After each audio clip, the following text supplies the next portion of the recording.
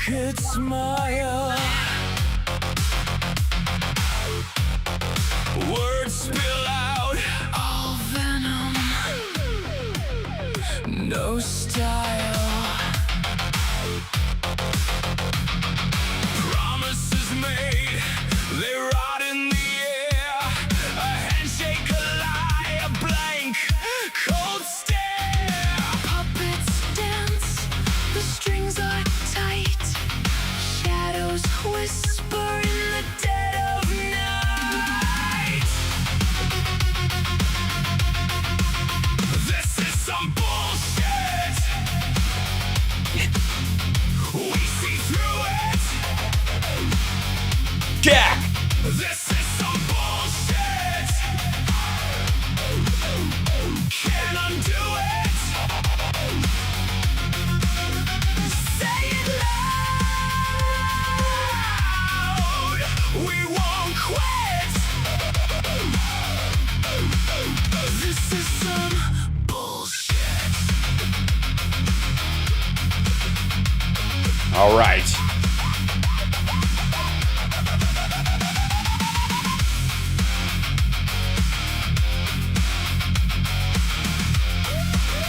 All right, as I'm waiting for my second guest to arrive, our dear friend Jody Hamilton is waiting in the wings, so I'm going to bring her in while we wait for her illustrious partner. Let me see if I can do this without throwing too many graphics up on the screen at the exact same time. Let's see. That's the one, and then throw in here. Yeah, this will work. I'll throw this one here. I'll go one, and then go this to here, and I think this works. Hold on, and then this goes to. I got to switch. I'm throwing switches. That's what I do. And I'll give you fair warning when it happens. Here we go. And this is almost there. And then this, throw this thing. And then, ladies and gentlemen, the wonderful, the talented Jody Hamilton is joining us. Hi. Yay. So, hi. We were just talking right before the show started about the fact that yet another person that your mom worked with and that you danced with, you disco danced with at a very young age. Yes, I was passed 15. Passed away this morning. Or news of his passing came this morning with Tim Curry. And Tim has always been an inspiration to me as an artist. And I think he is the root of, I was mentioning, he's the root of my hostility towards the new gender studies, non-binary crowd who act like they fucking invented androgyny and gender nonconformity. It angers me so much because it just dismisses the greatness of people like Tim Bowie. Curry and Bowie and Paul Stanley and Robert Plant and any number of people. Let's go with that. Yeah, right. Who didn't allow themselves to be confined by biological sex in their expression of who they were as a person, and to act like like it came out of nowhere and it was invented or it's necessary or even it's so limiting to what it means to be a man or a woman to force people into these like limited categories. These little, it's like taking a pizza and going, I'll make it less of a pizza by slicing it thinner, and it just doesn't. And I think people like Tim Curry, especially, who owned his sexuality and his personality and his ego and his talent in whatever structure he wanted to present it in, is such a testament to what you can do with what you have, and that you need no permission from anybody else. You don't need somebody to agree with you on your pronouns or insist on believing some sort of label that someone else needs you to believe. You could just wholly live in yourself in this extraordinary way, and the rest of the world conforms to it because it's so obvious and clear, and you're clear in it. And I just that's why I just thought he was wonderful. And so, I mean, never mind his performance talent and his intensity. No, I told you earlier that when my mom met him the first time doing Annie, she had not seen Rocky Horror. Right. And my sister Carrie and I was 14 when they started shooting and 15 when I met him. And she was 17. And we were both like, you haven't seen Rocky? And my mom was like, how have you? Right. Right. Was, how did you manage to see this, young lady? I What is saw this movie? Yeah. I saw it on the Z channel, which was a channel here in Los Angeles 100 years ago before On Television. Remember On Television? Oh, yeah, of course. HBO. And it was a weekly thing. It was channel 1, basically, on local cable. And they, in 1977 or 78, they had the Rocky Horror Picture, 78, I think it was. They had the Rocky Horror Picture show on, and I saw it.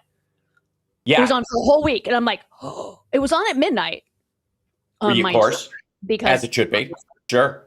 But I did watch it. I watched it several times. And then my friend Sasha and I, her mom let us go see the Rocky Horror Picture Show at the Tiffany Theater in Hollywood in 1980.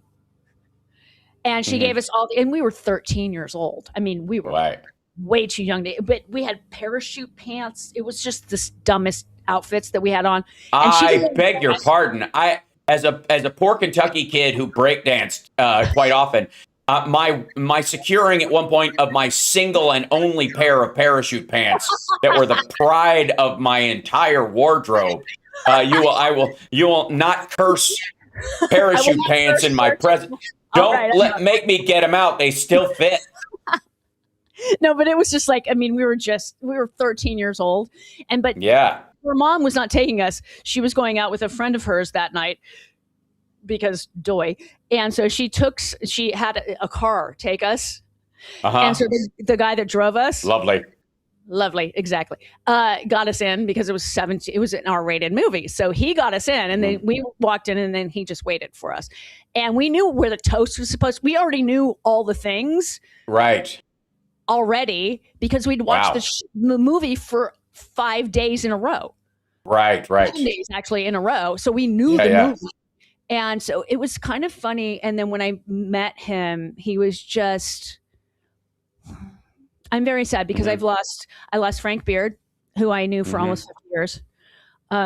Because my sister lived with him when she got sober the first time in 1979.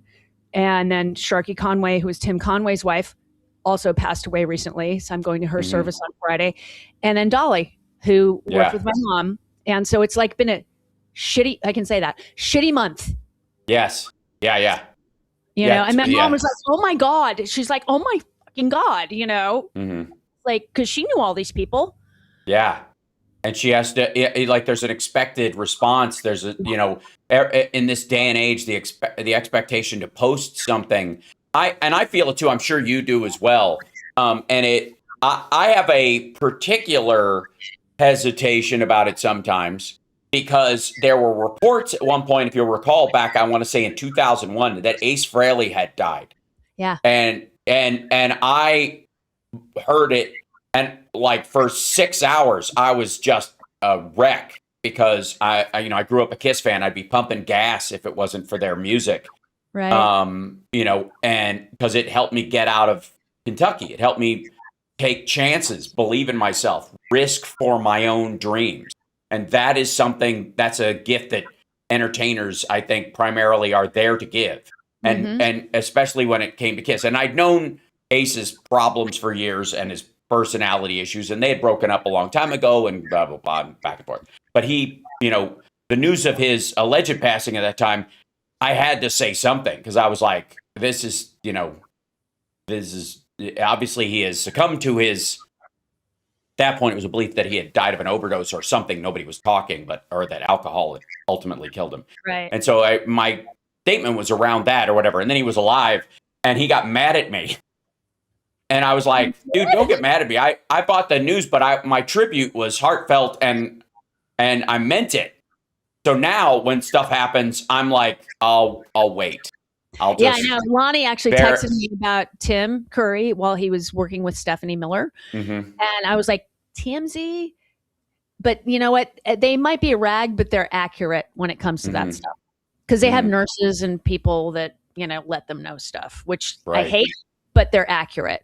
Right. And so Variety posted it. Once Variety and everybody else started posting, I knew it was accurate. But it's just like with Dolly. I mean, Dolly. Yeah. Are you kidding me with Dolly? Right. Yeah. I don't. Again, the way she spoke of it, and she said we had tickets. Summer and I had tickets to see her show in Vegas that was canceled. We'll bring in Sean's in the waiting room. We're going to bring him in just a second. But we were going to go see her, and then she canceled those shows.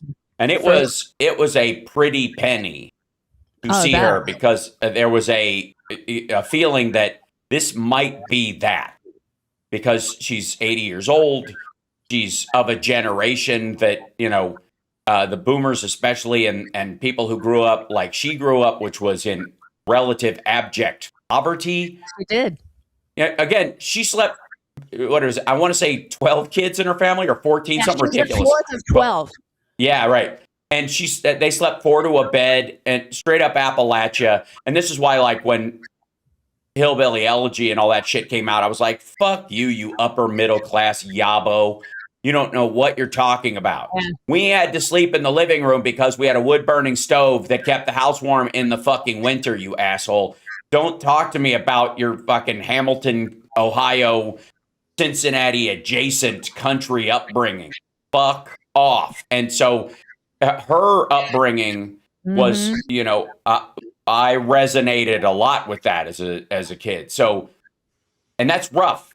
My theory is, especially back then, that's going to shave 10 years off your life, even if you could live to be 90, because of the damage it's going to do. What she made of her life was incredible. I want to bring in Sean so we can get onto the story, but otherwise we'll just go off on all the lovely people that we have lost and why we should honor them with our behavior. But coming in right now is your dear co-host, Sean. There you go. Sean Pierce. Hello. There you go. From Sorry, but there's just a few things happening. Dolly dying, Tim Curry dying, the economy going to hell, GDP growth slowing to 1.5%, inflation up to 3.7%, the Trump regime holding $300 million in small business loans because of woke bullcrap. Let's see, the military going to shit because Pete Kegbreath is like, no, you can't investigate my friend Kid Rock. Only a small few. It's a slow news day. The Darlene Graham thing. I don't know if you guys caught this. I have this in our stuff, Jody. We're going back and forth. Yeah. Which Darlene Graham thing, other than the fact that she is profoundly unqualified on every measure. She's and her shit. Yeah. Her answer the other day, for those that missed it, her answer about national security and Taiwan was, by the way, has a lot of parallels, curiously enough, to one they play of the right place of AOC's answering of it. And it back in the day, there was this question where she got a question. She was asked about the importance of it. And you could see her struggling to answer it, almost because of her awareness of how maybe her voters might feel about it, not because she didn't understand the concept. And they play this like AOC's dumb. I know, but what I'm saying is that they're playing this as AOC is dumb on this issue, and look how dumb she is, and they played that back there. And now with Darlene, Graham, they're playing it like, oh, that was a gotcha. She's got good values. That's what really matters. You're like, one of the biggest economic. We've been looking at this a little bit because obviously we're having Dr. Annie Andrews back. She's stopping by for like 15 minutes today, hanging out with us for a little bit of the bar, which is great. As you do. She hung out with us. Was it last week, Jody, or the week before? A couple of weeks ago. And she was like, "Hey, when I get my when Republicans finally get their heads out of their ass and pick somebody, can I come by and hang out?" And we're like, what the hell? It's a bar. Sure, fine. Mm-hmm. I mean, we love it when you come by too, which is great. So anyway, Carlos says hi, by the way. He was in last week. Oh, nice. So. Anyway, hi, Carlos. So we've been looking at South Carolina, and one of their big economic drivers over the last, say, 5 to 8 years has been green power, especially like electric automobiles, which the semiconductor issue is tied directly to that. And where do most of the semiconductors, where are they made? Taiwan. So she's, Darlene Graham is like, fuck Taiwan. It doesn't matter. We don't know shit about that. And it's like, oh, it's only one of the biggest economic drivers for your fucking state. But then last night she made something even more.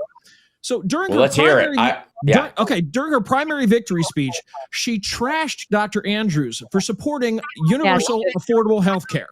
Right. And then she said, well, my parents worked really hard and died young, basically because they didn't have good health care. So, all right. Yeah. Right. And you're what exactly going, is your fucking sales pitch, dum-dum? Right, exactly. Thank you. You're sitting there going, oh my God, the stupid hurts my fucking head. God. No, I think I figured it out. I think I found the logic in it. She hated her parents. And how are we going to inherit everything from our parents as second generation rich kids who can't accomplish anything on our own if our parents live forever? We need people to die so we can live off them like ticks. I'm starting to understand how Rand Paul and all these other people are suddenly like, you got to die of something. You're like, yeah, because you are planning to live off inheritance, you useless pecker. Yeah, no, but I'm sitting there going, okay, so it's going to be fun today when we have Dr. Andrews over to our place in the bar and just be like, just saying, so, laying these out there, how would you like, one of the other things too is that Darlene Graham is for data centers. Jody and I have been talking about this lately with, what's his name? The Republican douchebag down in Florida who's also for data centers. And yet literally there is in 3 counties, if you look at a map of South Carolina, it is the furthest west, one in the center and one on the coast. And they're all looking at issues that surround data centers and development, which would all benefit from, like a single standard set of rules set by, I don't know, for example, Congress. And Darlene's like, well, I support them except for when I don't, when the local people can step in. But I support them except for, I'm like, you can't have it both ways. Well, my favorite part of that is if you'll notice that there's a big trend in Republicans, and I've always said that the Republican motto is government can't do anything right. Elect me and I'll prove it. And obviously, and the other thing is we can't have Washington telling us how to do things.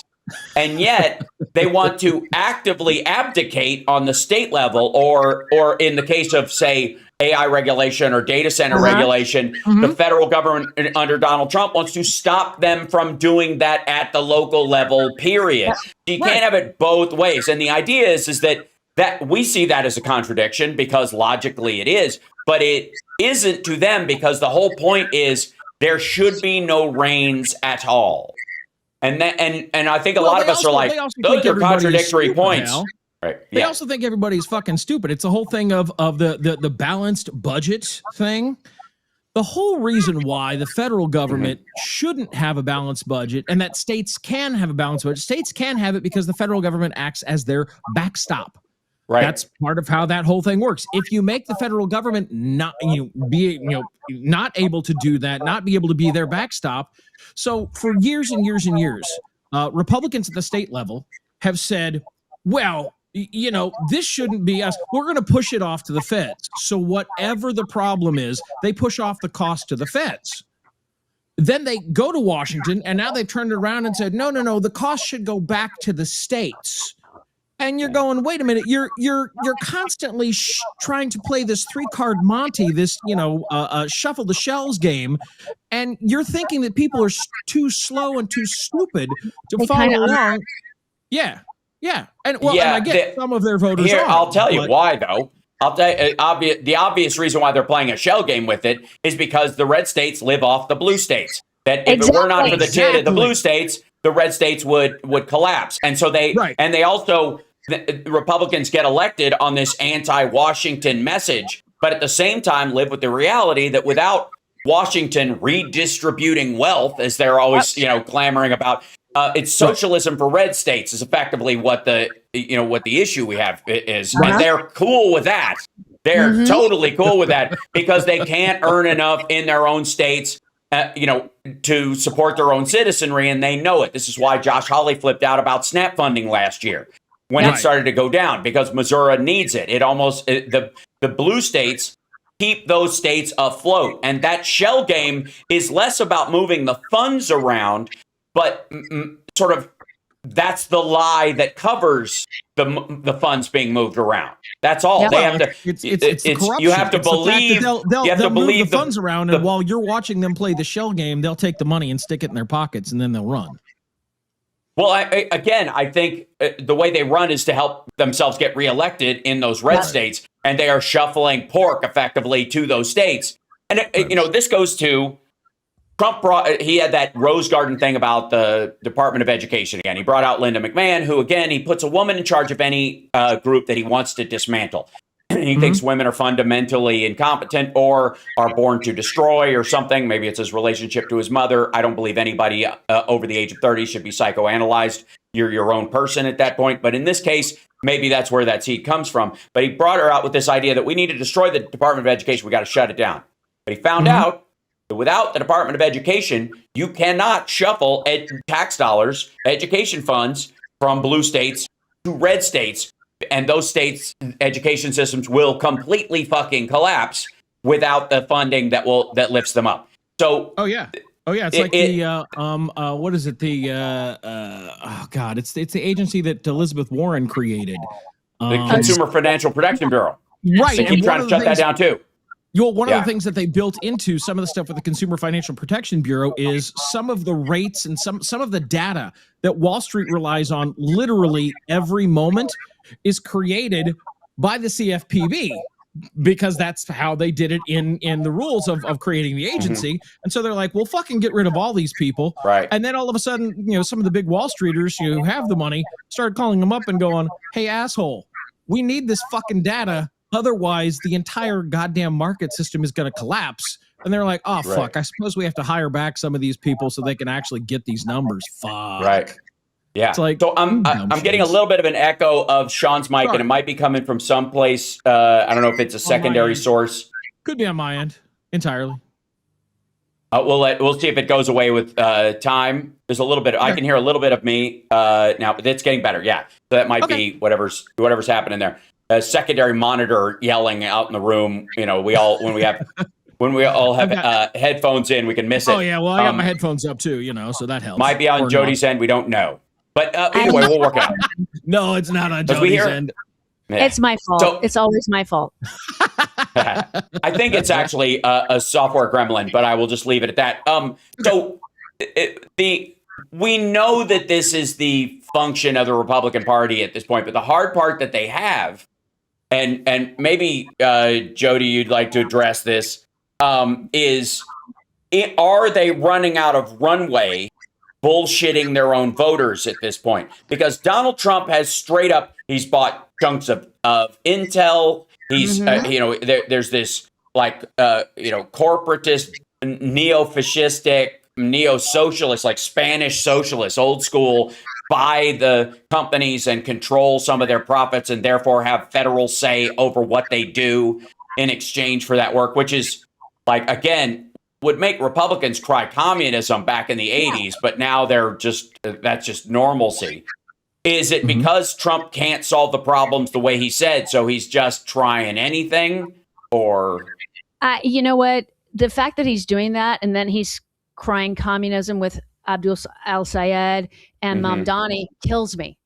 Because they're not doing that. They're not even remotely promoting that. They're not doing it. And he's yelling like others in the Republican Party. And nobody's pointing out that the United States is buying in to companies to own them. Controlling interest. Right. Yeah. Controlling interest, which is, that part stuns me. And again, there's definitely been some people noticing. I've noticed it in the media. I don't know if you guys have, but on the right-wing media side, you can see a bristling. I don't know that some of them have fully attacked it. I've seen a couple of people on Fox Business go, I don't know about that. But they're clearly aware at this point. And it seems like the reason that they're bringing it up or bristling is because rank and file maggots are noting it too.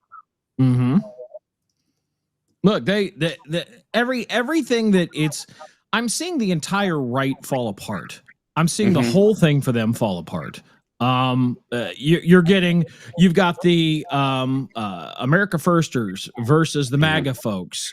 You've got a lot of the corporate repubs finally starting to go, we've got what we want, and they're trying to step away.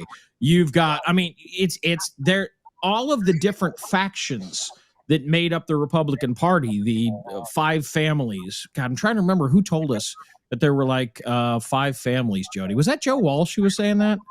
It's the Pentaverate. Well, there's a Vatican, bunch of groups. The Getty. It's one of our. I think Sherry Jacobus mentioned this too. Well, yeah, kind of funny, but I mean, there are literally like 5 or 6 groups that really have made up the modern Republican Party basically over the last 10 years, and the only thing they have in common is that they hate the same people, and that they like to have Donald Trump out there punching the people that they hate. This is the only thing that has guided them.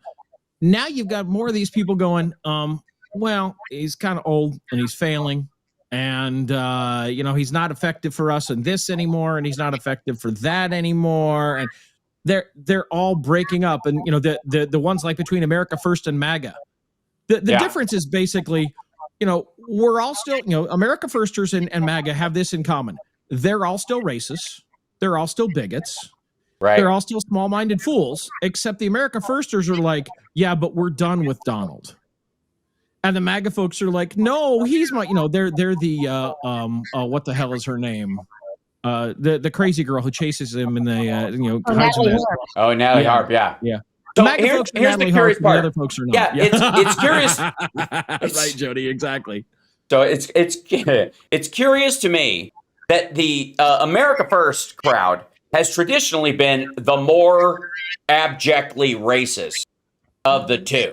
That MAGA itself has had some fallback, and you can go to like black support for him during the last election, Hispanic support for him during the last election, even women supporting him in this. Is this MAGA idea of infrastructure, America First, ironically, under the Make America Great Again banner, where they folded that AF into the MAGA like it's MAFCA, and their whole thing is we shouldn't be spending money on these other countries. We should be spending it on ourselves, which, by the way, Joe Biden passed an infrastructure bill, and they either did notice or attacked him for it. So I don't know. It's really a team sport issue with them to some degree. But that's the theory, is that MAGA is let's build it here. Screw the rest, we're isolationist, as opposed to let's destroy the other. Let's just keep the other out and work on us, which is got its own racism.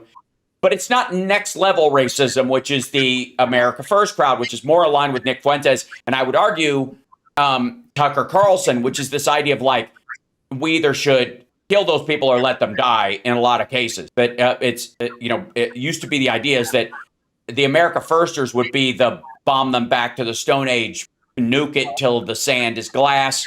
With Tucker Carlson, it's like we need to end USAID, not because it's a waste of money or we should focus on healing the sick here, but because why are we saving black people from malaria? That's clearly the Tucker Carlson methodology in underlying what he's doing.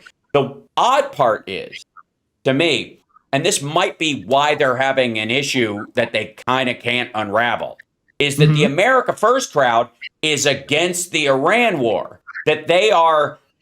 What a great opportunity to kill a bunch of Shiites. And yet they're like, leave them alone. Let them have their own thing. I like live and let live. They've all, or live and let die, right? They've fallen into that. Whereas MAGA is finding itself in the uncomfortable position because they have to back Donald Trump at all costs of justifying the Iran war. So they've crossed the streams, important safety tip. Thanks, Egon. You don't cross the streams. And that, I think, is why, they're experiencing total protonic reversal. Yeah. I think that's the theory. Yeah. Well, it's also the whole thing of it is like Natalie Harp. I mean, if Donald Trump said to Natalie Harp, I don't want you to hide in the trunk. I want you to go suck off the exhaust pipe until you stop breathing. And she'd go, okay. And, that's MAGA. And America First is like, we were with you on the hating the black people and the brown people thing, but we're not going to suck your exhaust. You go do that yourselves. Well, I think, okay, so my theory about Natalie Harp during that situation is I think she would go, oh, you. And because she knows he wants her to be alive tomorrow to do whatever else he wants. And so there's an element of the cult can hold together when the cult leaders' demands and articulated reasoning match up with what the cult wants or expects. Even if it's nuts, they have to understand it. This is how T and Bo got people to cut their balls off and put their shoes by the bed waiting for a comet with a vacuum cleaner behind it that would suck their souls up into space heaven. That you've got to baby step people into your fetish, your cult fetish. You can't just drop it on them all at once. Right. And with Trump, that's effectively what he's done with his foreign policy and his economic theory. He doesn't believe in fiscal conservatism, and he certainly doesn't believe in no more Middle Eastern wars or forever wars. But he couldn't say that and get elected. There's a Machiavellian aspect to all elections. Again, Bernie Sanders is to the right of Hillary Clinton on guns, but he had to be because he couldn't get elected in Vermont and be the independent senator to run for president as a Democrat later if he hadn't. So what do you do? Right. Do you tell the absolute truth, or do you play fast and loose with it to get past a lesser hurdle? The same thing with Obama and marriage equality. Civil unions versus marriage. They were obviously all cool with marriage, but the public wasn't. And it was Joe Biden that spilled the beans, who said, actually, fuck it, of course they can get married. And everyone's like, dude, shut up. We're not going to get elected if you say it outright, right? There's an element that's always been there that you have to play, a little bit close to the chest with your more extraordinary cards that you might try. But in this particular instance, it's seen as such a betrayal of Trump from his base that and that so this morning there's a new Reuters Ipsos poll that he has hit a brand new low. And literally the 4-day poll showed 31% of Americans support U.S. military action against Iran. That would be MAGA. That would not be America First. The America First is a 8% slice on top of MAGA of fast moving, the incel crowd, the Andrew Tate adjacent Fuentes folks who saw Trump either as an accelerationist or a true believer, got on board with him, thought he'd be at least pro-business, and that's plenty, and would fuck off, right? And they're gone. Down from 37%, which is, again, close to my numbers within. Right. Yeah, it's 31 right now. And Reuters said 34% earlier this month. So it's gone. It's a precipitous decline. Republicans responded had supported the war like 69% of Republicans, which, again, is 30% of the electorate. So you start looking at the real who really are, who we're up against is not a huge chunk of people. It is minority rule in a lot of cases. And in this particular instance, it's down to 69%. It was 77% in March when it started, which is this jingoistic chest beating part of it. So they're at, let's see, so 33% said they approve of Republicans' performance in the White House, which is really a fascinating way for them to ask the question, not Trump, but Republican. How are Republicans handling the administration, their role in the, which means, what do you think of Trump without using his name, and he gets an even shittier number? And I think that's just that 33% that we keep finding in all these polls is of voting. If you actually go to the full populace, it only boils down to about 18%, which is what I've said for about a decade now, is that there is an 18% group of these idiots. And their big thing is, we like him because he hates the people that we hate. And he says it's okay to hit and hurt the people we hate. And their biggest problem with him is that he's also hurting us and not just the people we hate. And I'm like, that's pretty childish, infantile, messed up, stupid. Also, if you're looking at polls, there's the Economist YouGov poll that's out today, shows Democrats up 7 points in the economy. The Reuters Ipsos poll you're talking about finds U.S. voters favor Democratic Party on cost of living issues by 8 points. Yep. Outside the margin of error. And with the margin of error, it could be even higher. And again, there are people who will not answer that way out of spite. There are people who, literally, there are people that are allegedly on our side, and this is what I would argue the faux-aggressive crowd or whatever, but when polled about these kind of things, will shit on the Democratic Party because they're not free, there's not enough free stuff anyways, that whole thing. They don't go far enough left. It's like the attacks on the ACA. The ACA is incredibly popular if you look at people who like it and people who wish it would go further. But if you count people who don't like it as, included in the people who don't like it, the people who wish it would go further and don't like it because it doesn't go far enough, which they will check that box. It's not the same as 56% of the country hates it or hates the concept. Or hates the direction. That's a whole mainstream thing. We've talked about that a ton of times, Jody. Right? The whole mainstream of what is it? Right way, wrong way, whatever it is. Right track, wrong track. Polls. I hate the right track, wrong track because one direction has one track, and the other direction has exactly. The other direction has if you're visualizing it, one direction has one railroad track, and the other direction has 1,000. And you go, well, do you like the right track or do you like the wrong? Well, there's 1,000 and we're Democrats. So we're literally on all of the fucking tracks on the left. In fact, we're the broad left. So we're the rhino Republicans like Michael Steele, to the independent centrists, to the corporate Democrats, to the far liberals, whatever.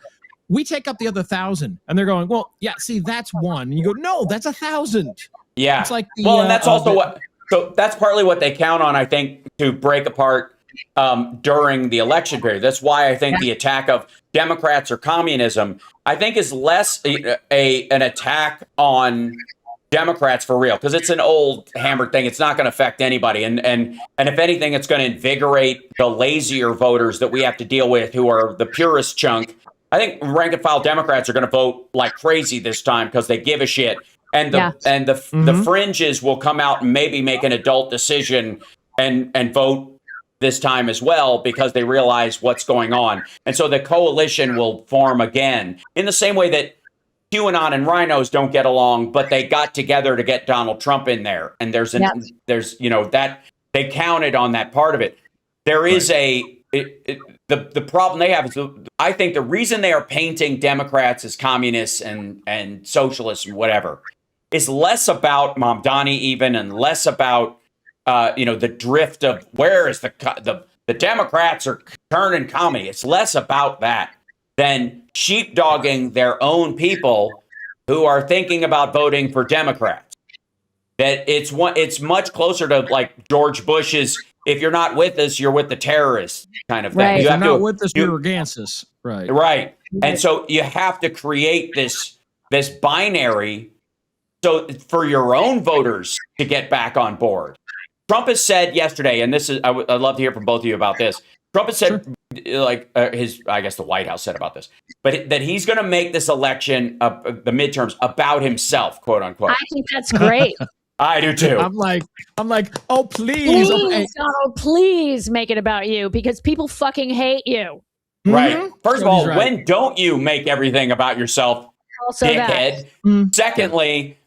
Yes, please knock yourself out. But also, I have said for a while that, and let's talk about Donald Trump's health for a moment, in our and then we'll talk about your are we talking about schedule. Are we talking about hopes and dreams? Because I mean, if we're going to talk about Donald's health or lack thereof, I'm like, please. Oh please, no, yeah, no. We're not doing any witchcraft in terms of his health. That will take care of it. Especially now with the Tim Curry news today, it's kind of like I've already seen. They happen in threes. Well, but I've also seen. Died, so that's the third. Well, right, but I've also seen a couple different people say, "Okay, seriously, somebody get God some glasses." Because they're, he's like, oh, damn it, missed. Got the wrong 80-year-old. Trying again. Oh, crap. Now I got Curry. No, shit. It's like, look, we'll help you. We'll let you know where he's. Stop bubble, Sean. Stop bubble, Sean. Yeah, no. Yes. So here's the issue that I have with beyond the fact that Donald Trump is clearly on a hard fade. If you watch him lately, if you hear him speak, the slobbering, the disinterest, Dr. G has noticed lately that his right hand is spasming. He's always had that elbow thing that he does, that's just doing this on its own, right? Yeah. Okay, that's increasing with both sort of discomfort, and it's hard. He's attributing it to he doesn't like listening to other people. He gets bored and he starts fidgeting almost. I would align it more with if he's doing an event and he hasn't had 15 hours of sleep like he normally gets, or he's not, or whatever they gave him stimulant wise isn't working, it's giving him a tremor that he's kind of managing. But sometimes it just, when he loses his guard, it just happens like this. He chicken wings. That would go along with the whole needing the diapers because he's taking so many medications that he's become incontinent. And, Yeah, he had the kitty litter pan attached to his ass yesterday in the Rose Garden again. Yeah, again, he had it again, like the box, whatever it is. What is that thing? I'm gonna guess it's the same thing that Xi Jinping wears most places, which is like they keep track of your dung to see it, what's going on directly with you all the time, and that there's a rudimentary form of colostomy that was attached because of a series of situations, and it would explain his trips both to Walter Reed, his multiple mental checks that he's had that he admits to, and they've stopped asking him to do because he obviously can't, because he brags and he won't.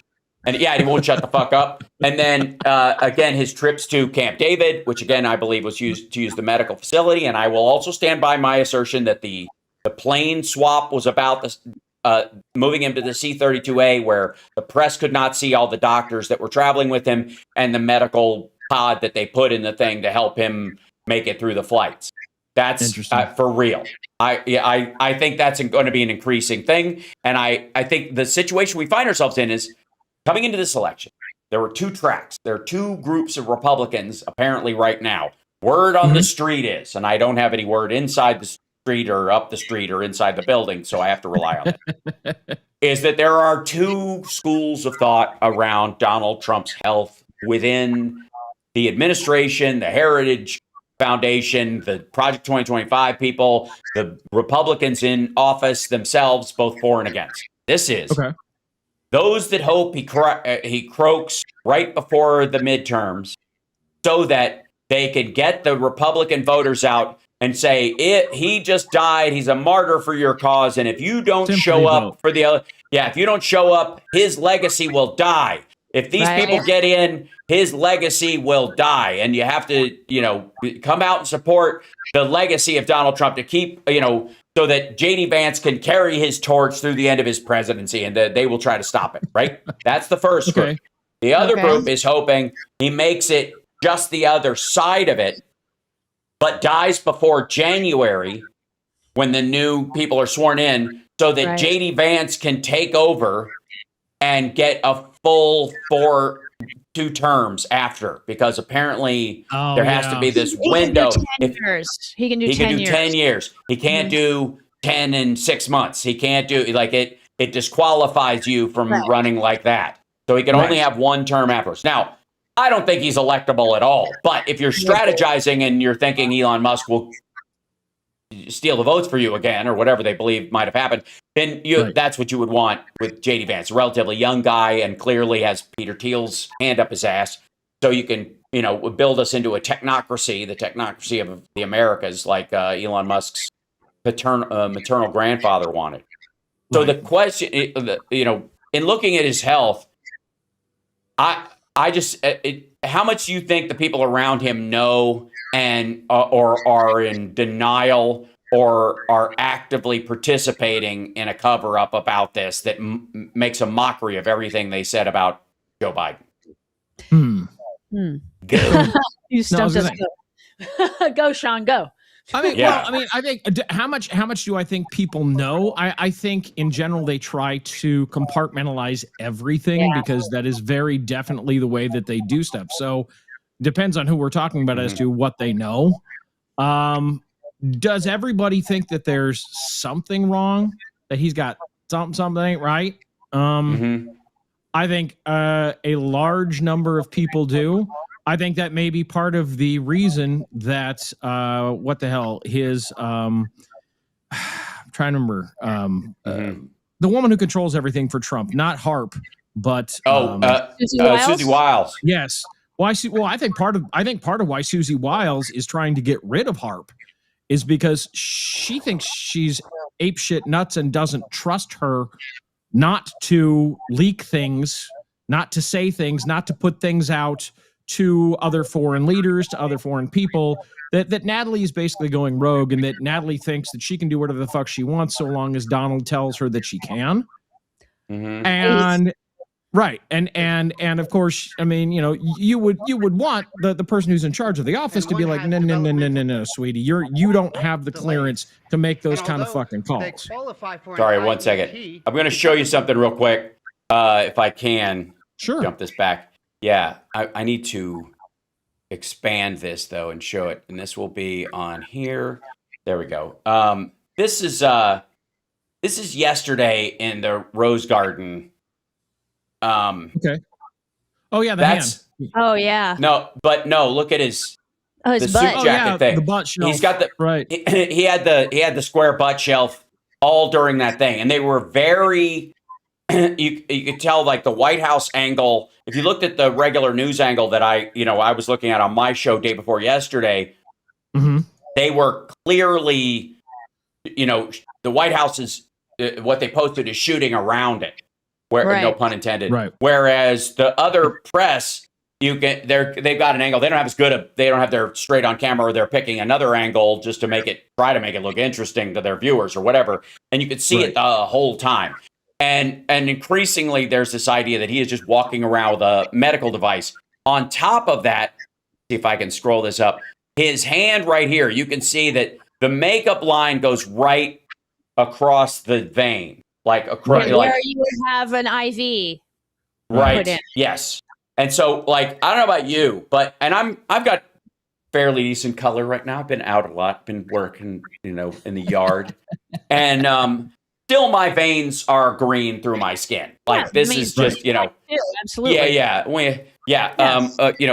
As a descendant writ large of the people who crossed the Caucasus Mountains, as it were, I'm not as transparent as Steve Martin, but if I stayed in the basement long enough, I would be. I turn a grayish color where he turns this kind of jellyfish white.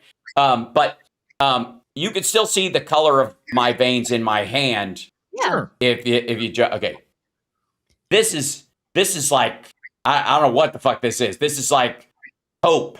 The patchwork on it. Interestingly enough, they are doing on the outside, like they're covering the vein part of it, which again maybe because they had to shore up the vein in his hand.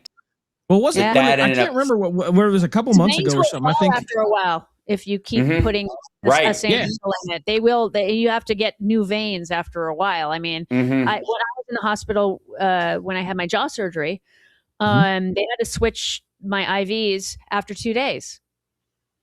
Mm-hmm. Yeah. I was there before, and they had IV in my right arm right here. Mm-hmm. And then they put it in my left arm right there 2 days later, because I was going to be there for 4 days, and I couldn't eat because I had jaw wired shut and stuff.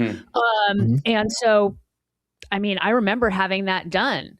And so the veins will fall after a while if you keep poking at them. Right.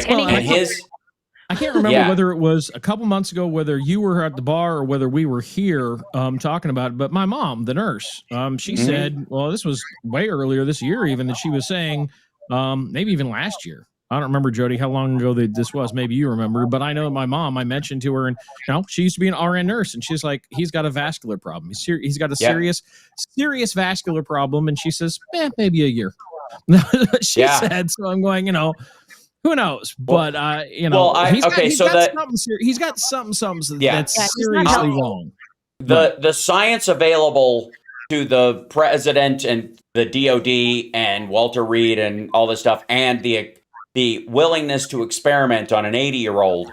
Whereas if you had a president who was in his 60s or 70s, you wouldn't go anywhere near this shit. Right. But if you realize your dude is on the downslope, and it's a matter of just extending it by months, you're not granting this guy 5 more years or whatever. You're trying to burn this candle at both ends. Mm-hmm. And if that's to my eye, clearly what is happening is that the people around him that would make these kind of decisions on his behalf and with him are like, dude's on his way out, but we need him around for the next year and a half or whatever. Right. That and the fact that it's a version of Weekend at Bernie's.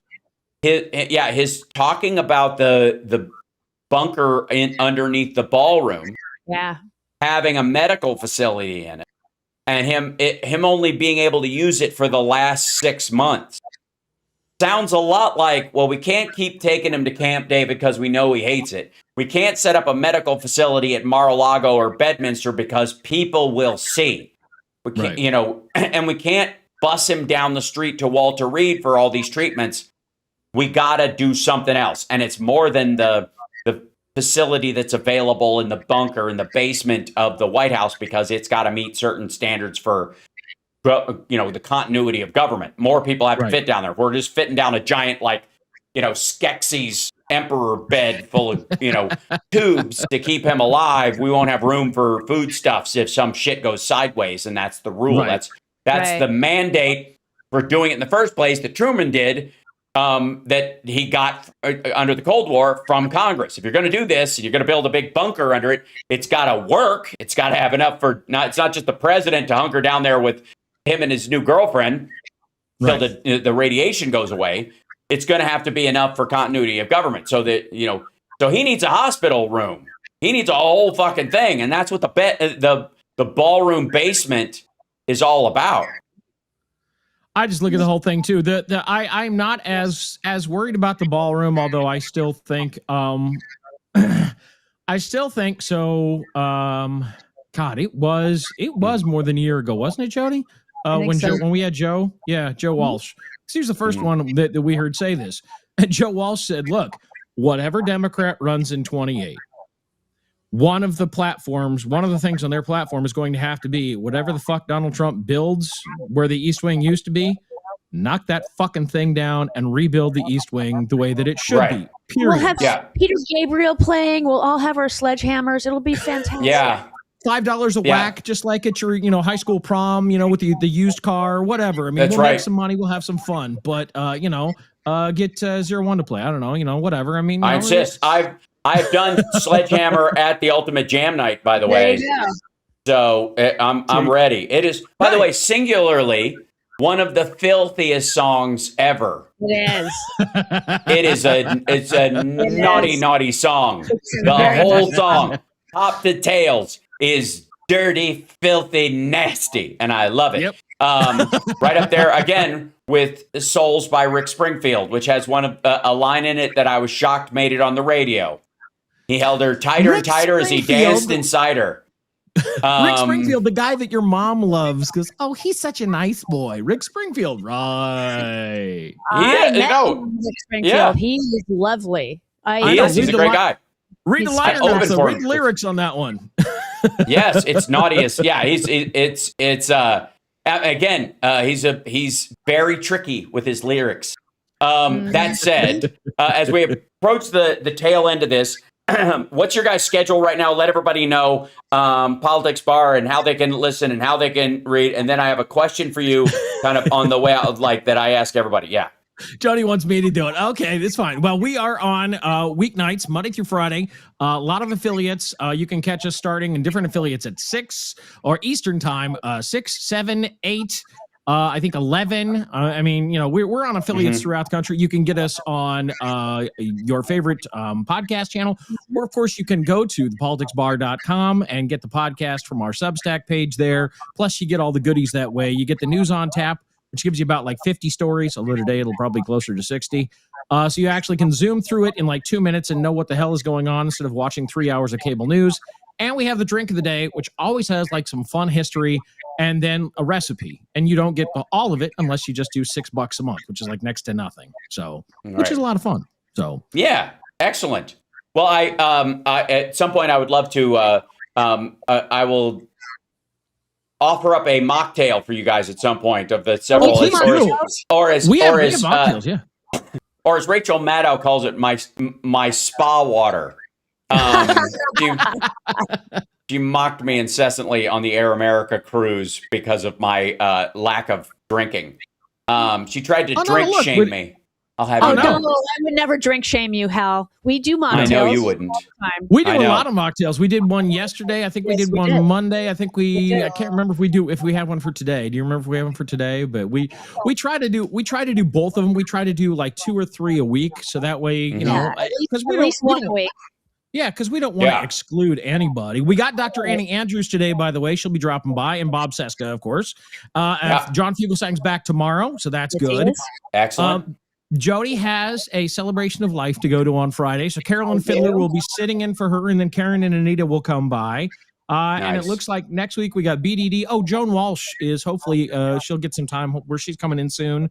Oh, yeah. Awesome. Yeah, we love Joan. So, you know, we're trying to get all the people. We're trying to get more of the candidates too. Seeing if we can get Josh Turek from Iowa and David get David Jolly. Jolly back. Yep. So, oh yeah, you know, we look. It's a bar. We hang out. There's cool people. Yeah, you know, as and of you course do. you come by. Hopefully about once a month minimum. Yeah. You know, As which the is good. designated driver, right?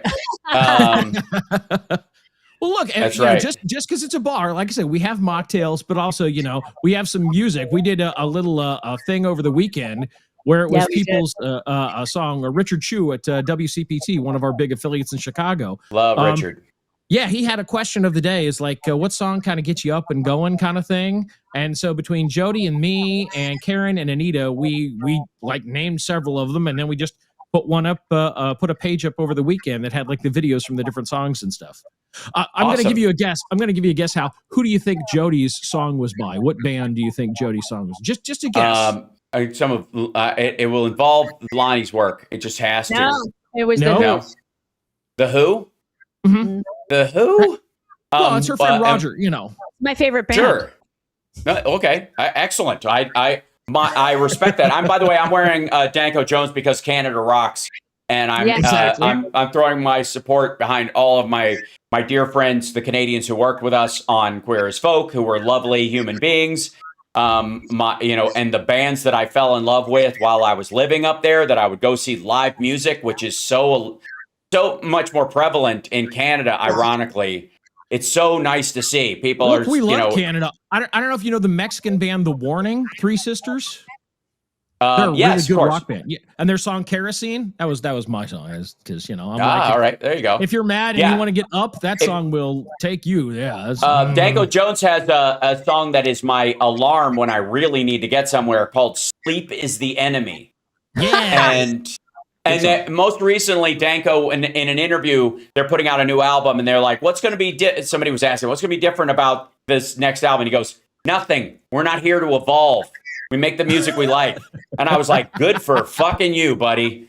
I love Danko and that band. They're huge in Canada. That's the Bob Dylan and thing where the he's like, Netherlands. I'm going to play the songs that I want to fucking play. I'm not going to play Yeah. the hits. And if you don't like it, there's the door. And you go, okay. Yeah. Right.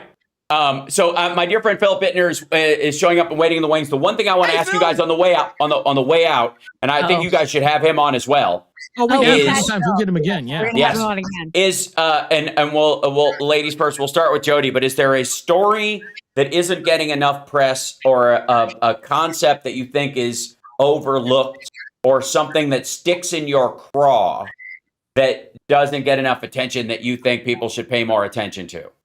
Abortion laws.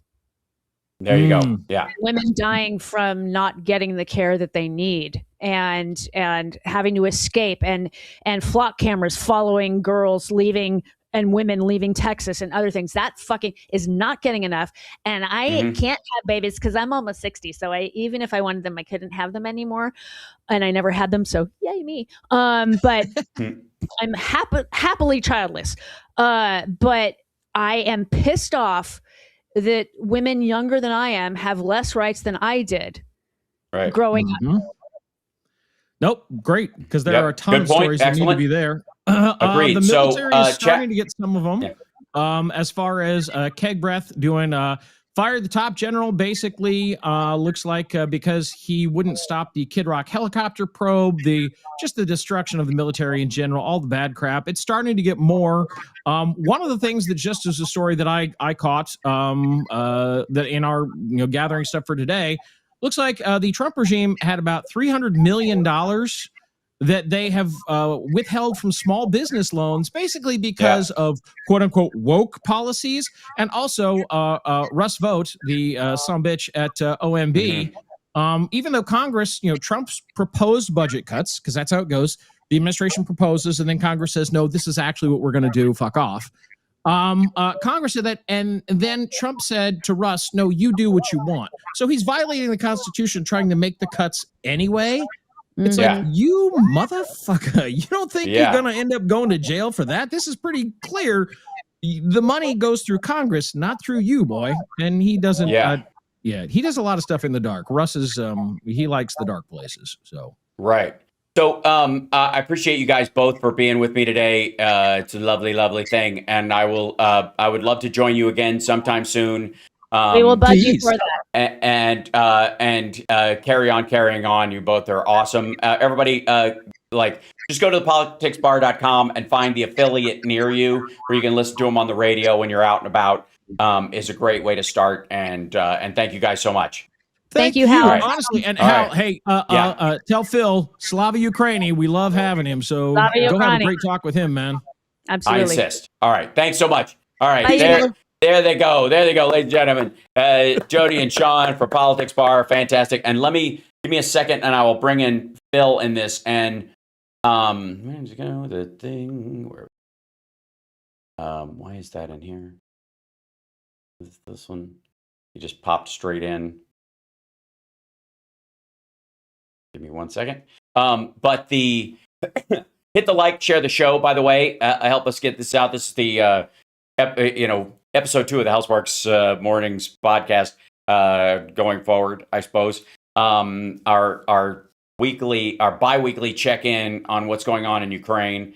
And our dear friend Philip Ittner will be joining us in just 1 second as I fill out some forms that allow him to join.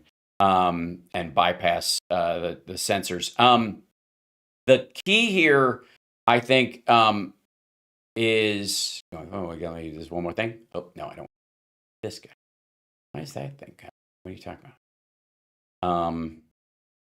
One moment, please. There you go. Yeah, and then I'll put him in guest 1, and then we're off to the races. Bink. Excellent.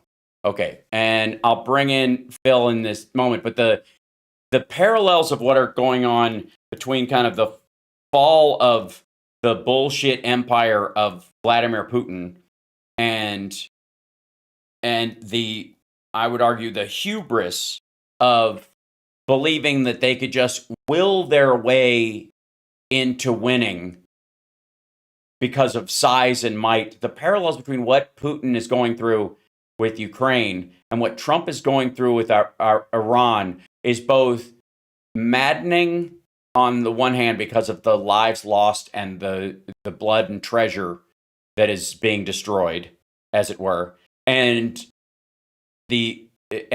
invigorating in the recognition of its futility, and that might oftentimes does not make right, no matter how much they would wish it to be so. Philip Ittner joining us from Kyiv right now in Ukraine. How are you? Fine, sir.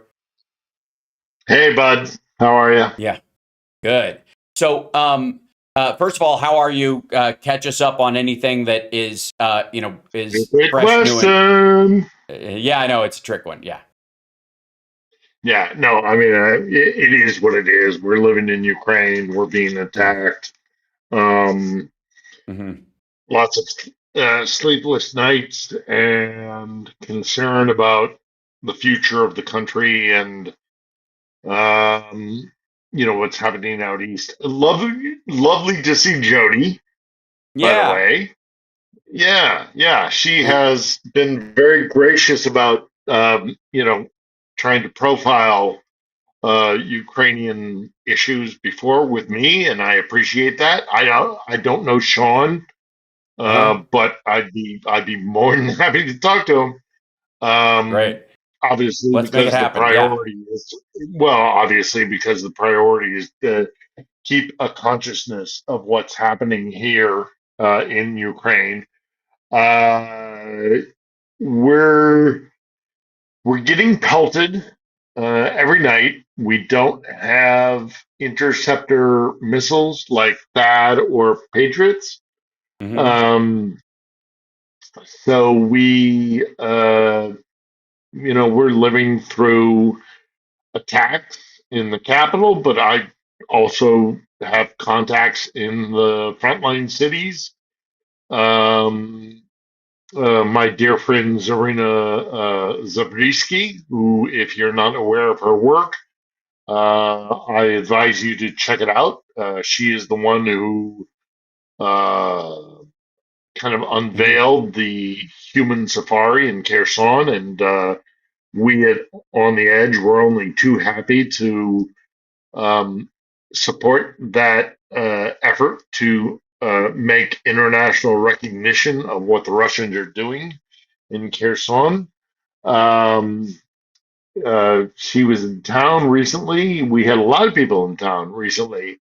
Uh, but is it going to make any difference? We had um, a lot of European leaders, a lot of congressional leaders. They all came to Ukraine and said very nice words. But unless we get interceptor missiles, uh, we're going to have a really difficult winter. Worse than last winter, which was horrific. Now, the Brits and the French have given the cruise missiles the Shadow Storm cruise missile, which will allow the Ukrainians to strike deeper into Russian territory, which is a good thing. But in my estimation, I think Ukraine requires more defensive capability than it does offensive capability. And the West is very cagey about giving Ukraine that defensive capability because that's exactly what Russia will lose its shit over. Right. So, more so than the offensive stuff. Although now that they've been, attacking inside the country, there's sort of something for everybody to lose their shit over in terms of Russia. But I think also there might be an element of it, and this again is on our side of mismanagement when we have drunks and morons running things, is that we are short on a lot of those things because of this adventurism, that Trump decided he was going to do. In theory, anyways. Right. And also, defensive weapons are harder to make than offensive weapons. They really are. Shields are way harder to make than swords. And his whole argument about Iran can never have a nuclear missile program. Well, that was taken care of by the JCPOA, ICPOA. But JCPOA, yeah.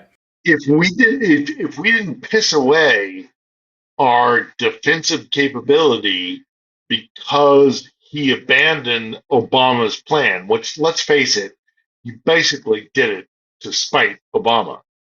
Right. That we would be able to defend Ukraine, which actually strategically for the West in its entirety is far more important than what happens in the Gulf. The Gulf and the Holy Land are, I mean, God, people have fought over that fucking land and that territory and those trade routes for centuries, and they will continue to do it. But if you can have a definitive win and actually defeat the aggressive nature of the Kremlin, here in Ukraine, which is to say to destroy their concept of empire, then you will do a lot more to bringing world peace than you will be to gaining, whatever the hell it is Trump and his ilk think they can gain with Israel and Iran and the Gulf states. Right. This is a tinderbox. This has always been a tinderbox. And if we can complete it, if we can shut it down from the Russians who desire to have empire, then we will do a far more better effort in securing global peace than I would argue.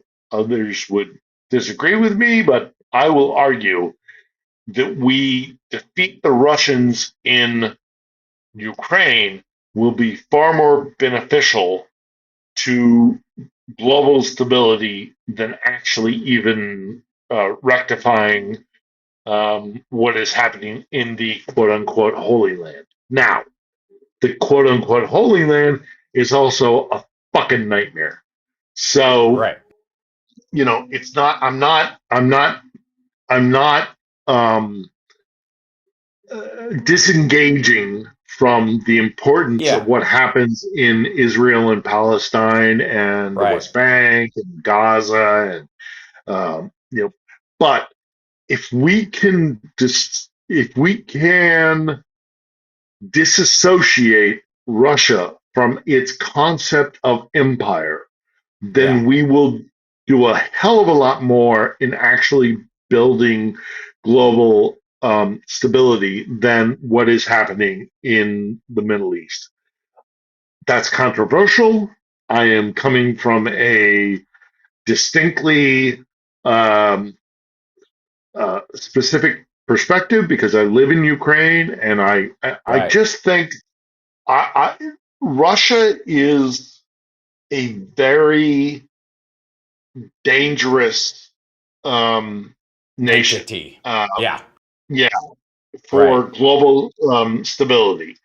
And if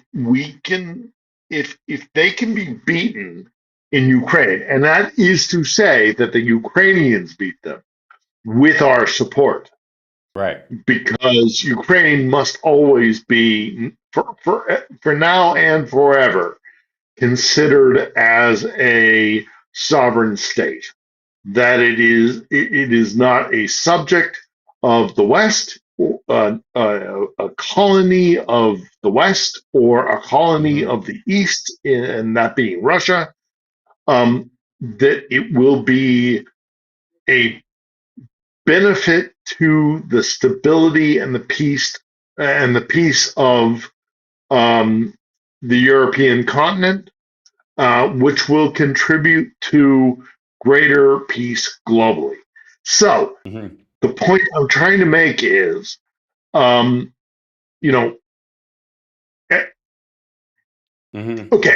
so our guest this week on The Edge, we finally have got stuff put in the can. We've got it, recorded. He is the living descendant of the last hetman of the Cossack, the Zaporizhian Cossacks. And the Zaporizhian Cossacks were betrayed by Catherine the Great in like the 1780s, right? So they fled. The identity of Ukraine is built on this cultural identity of the Cossack, which had a kind of a proto democracy.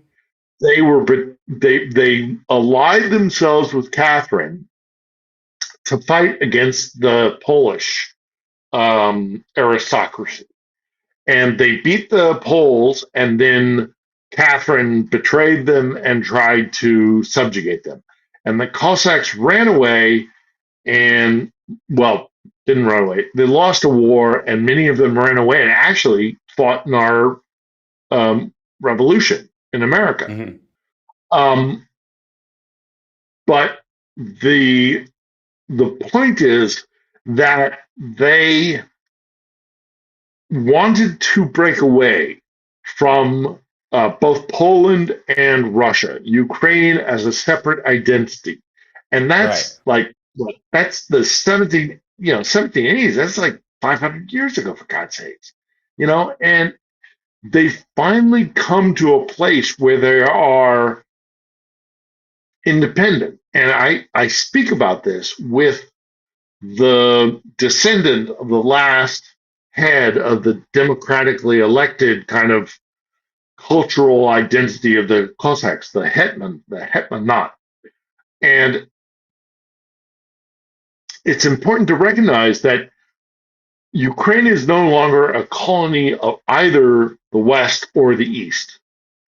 And I think it's important to recognize, did you ever hear the story of the Ukrainian Cossacks who fought, unfortunately, with the Nazis? They fought with the Germans. Mm-hmm. That was the root of the Azov battalion and the root of the there's a lot of that connection. What's his name? The dude that they Bandera. Bandera, yeah. Yeah, Smokey and Bandera. Stefan Bandera wasn't a Cossack. He was a Ukrainian nationalist.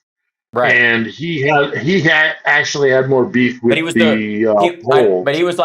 but he was a fruit of the tree that you're talking about, where the Cossacks started this. Yeah, so because there's so much in that direction. Right. There's so much fucking blood here, man. Yeah. There's so much blood here.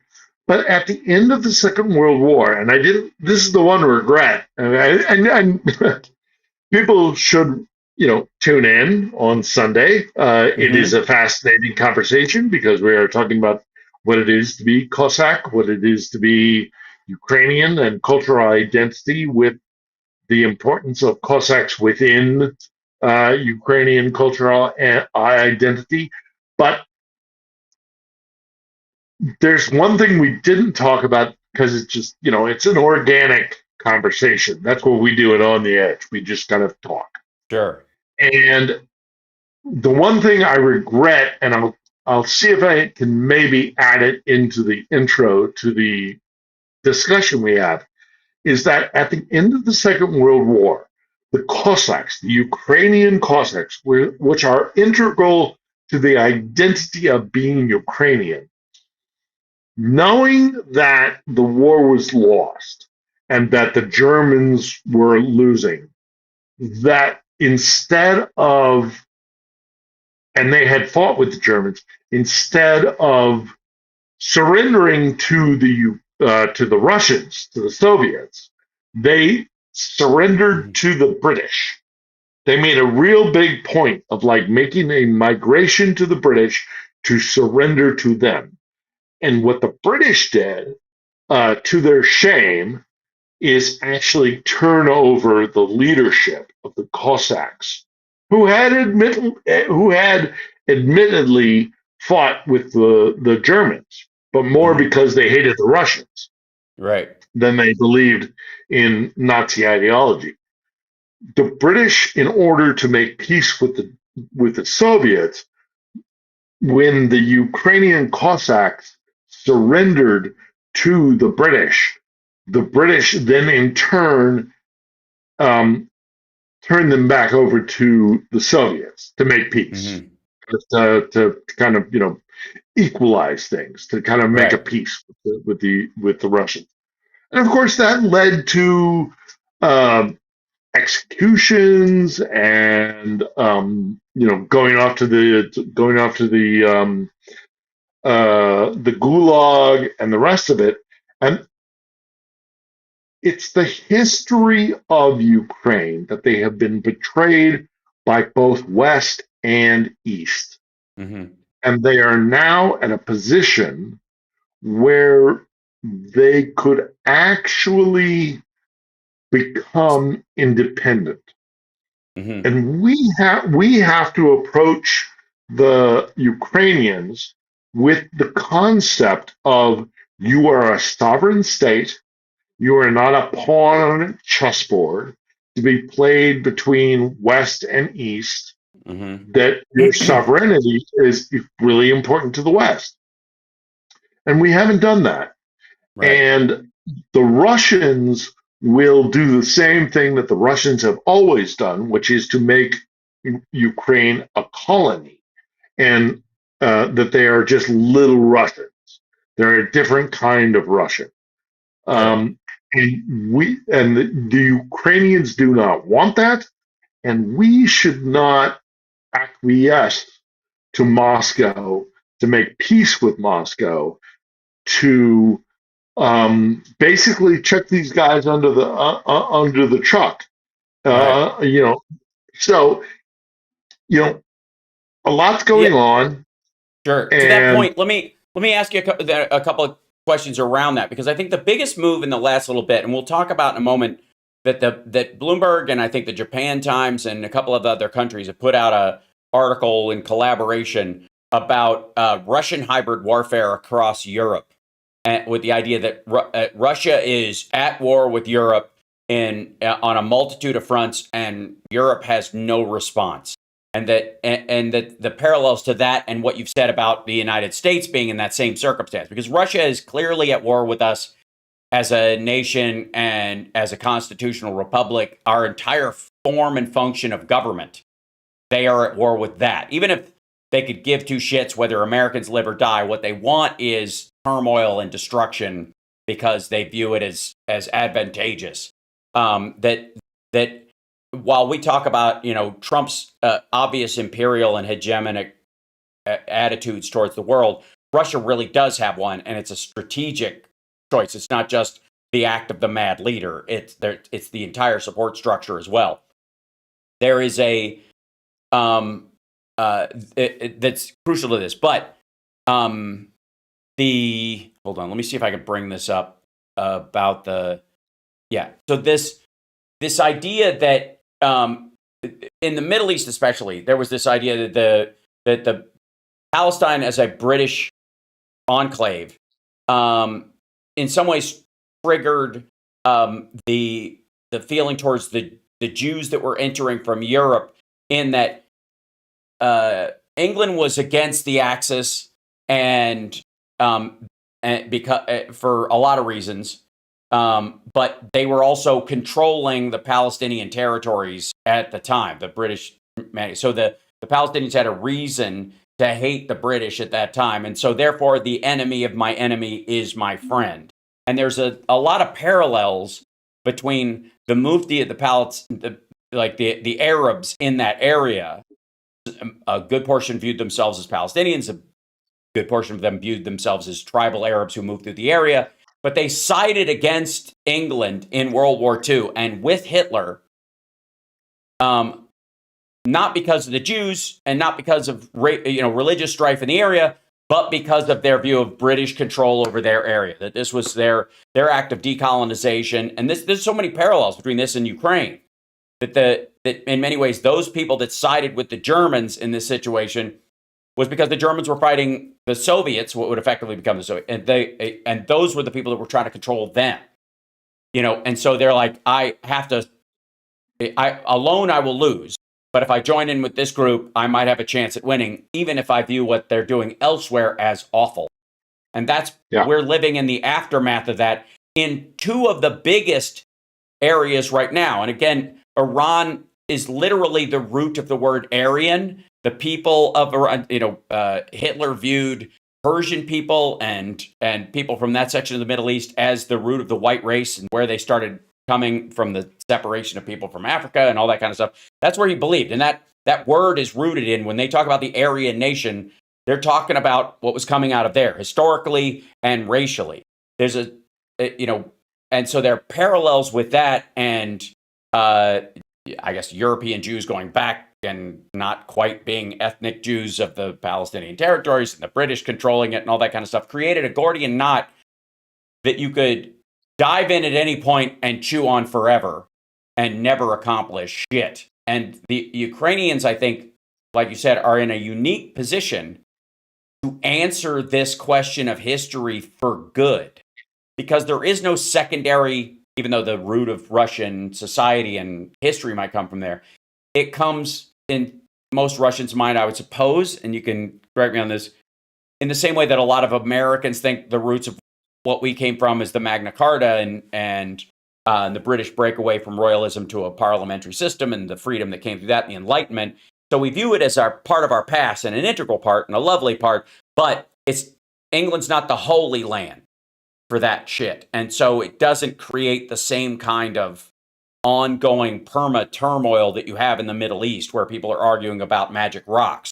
Ukraine is a little different in that it's always been a resource war. The people there are their own people.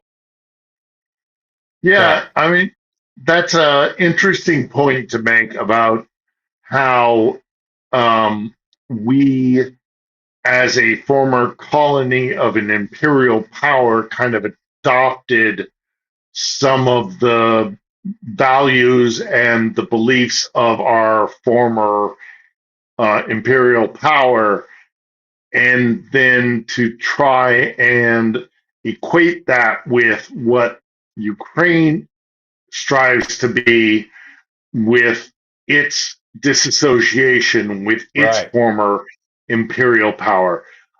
I get that argument. I understand that.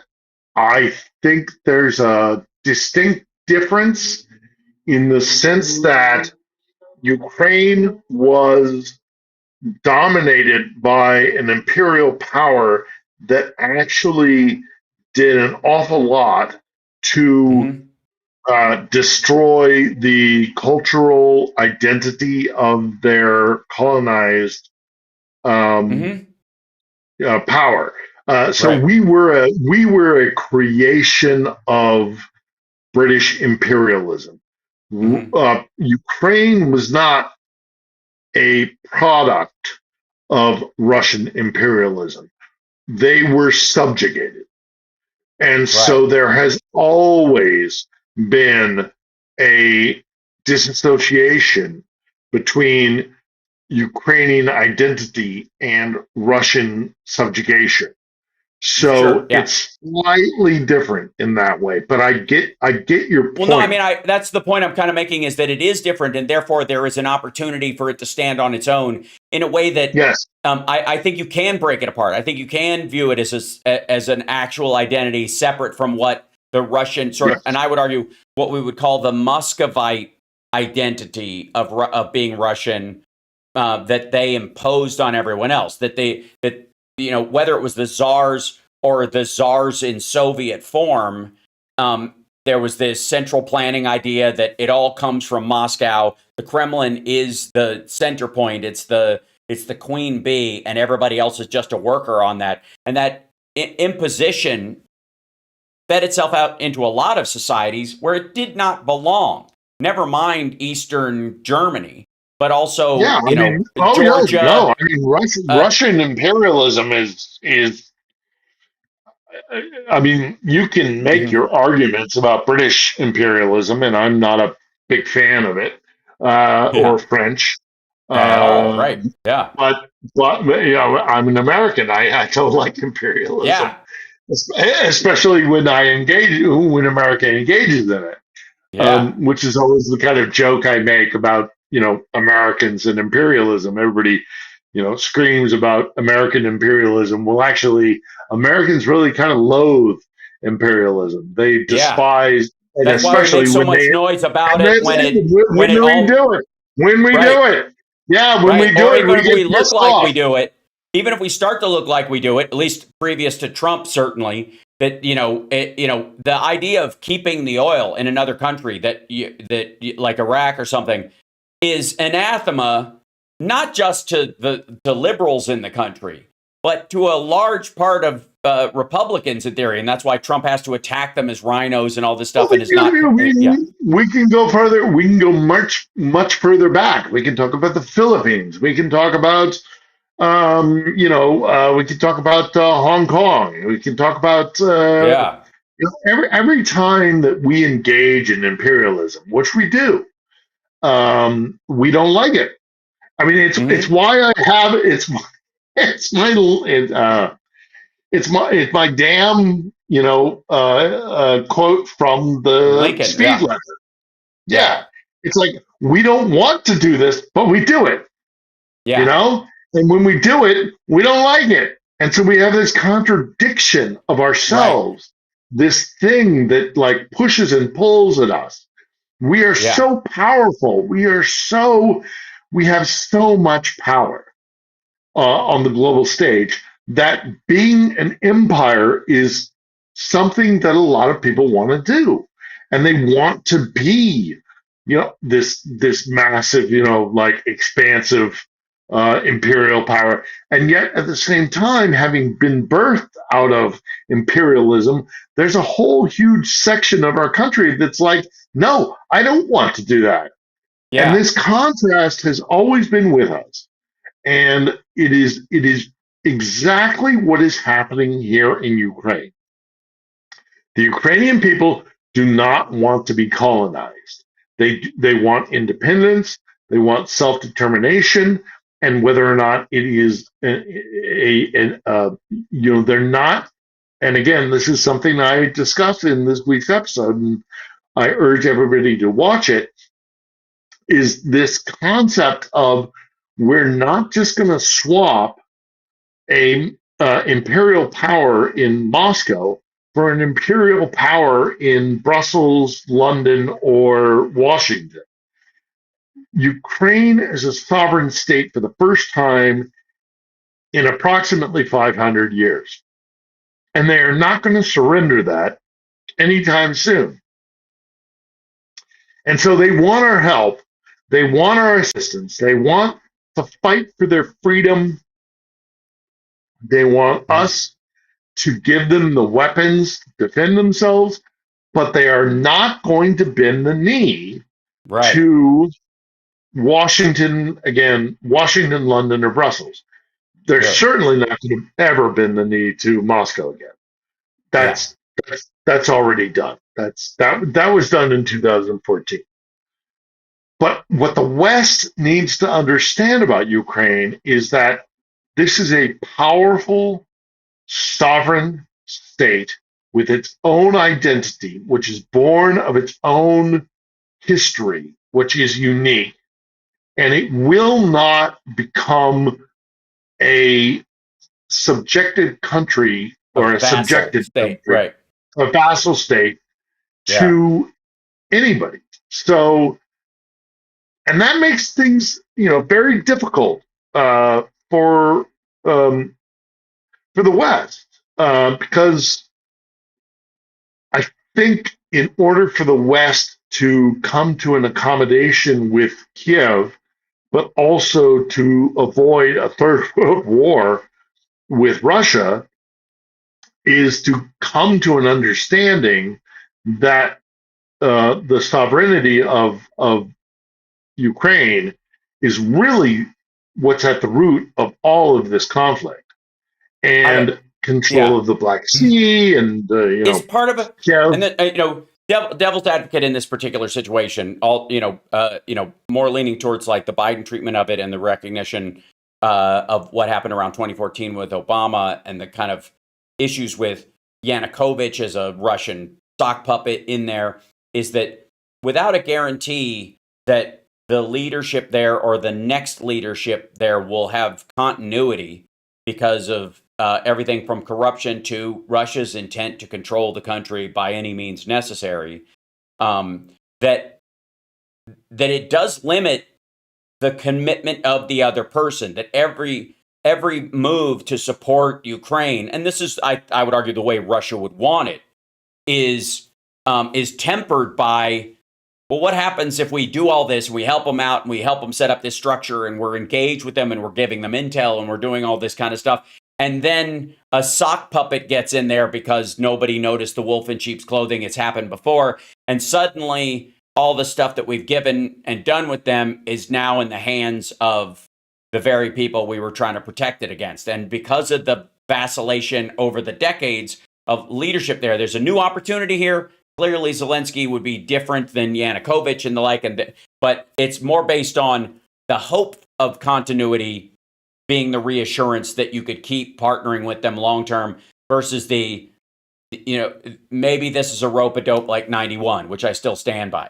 And I do have a question that's I just saw in the chat as well that we should also bring up. Yeah, Radcliffe. We got to talk about Radcliffe. Yep. So that's my feeling on this, is that from a from a trust but verify, paranoia about the Russian control, that the corruption itself that we hear about in Ukraine may very well be a mechanic of Russian engagement. The whole point is make everything look untrustworthy and nobody will trust it anymore. And then what do you do with that? You roll in like Trump and go, you can't trust any of these fuckers, but you can trust me, right? That's how that stuff happens. And it can happen so quickly if it's all if it's all stacked and ready to fall. So, devil's advocate for those that might be tempering their engagement, I think that ship has sailed now. But during the Biden administration, or even especially around 2014, there was this that's where Trump was talking about Obama gave him blankets and I gave him javelins. Well, first of all, nobody gave him either. The Congress gave them both during those presidencies, and neither president necessarily was making a giant hard case for what we would give them and the like.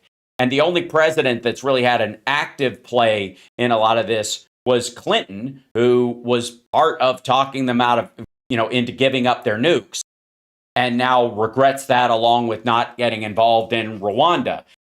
So that's one of the issues. So that I see, where at least during those times, now that Trump's in there, he can just use that mistrust that Russia has set up and weaponize it as a way of going, we're not even sure whose side they're on, Nazis and blah, blah. And Russia was, nervous and attacked, and you'd feel the same way. And we kill people too, and all that shit that Trump just throws in a Steve Bannon way to kind of, baffle people with bullshit. Yeah. Yeah. Sure. I mean, that's what they do. That's their whole kind of modus operandi. So the question about Ratcliffe in Russia is obviously one of those. It's like the Washington Post is calling it Ratcliffe's secret trip to Russia. He made this unannounced visit. This is back and forth. Like, one thing about Ratcliffe is, of this administration, and this is faint praise by low standards, I suppose, but Ratcliffe is the most pro-Ukraine member of the cabinet.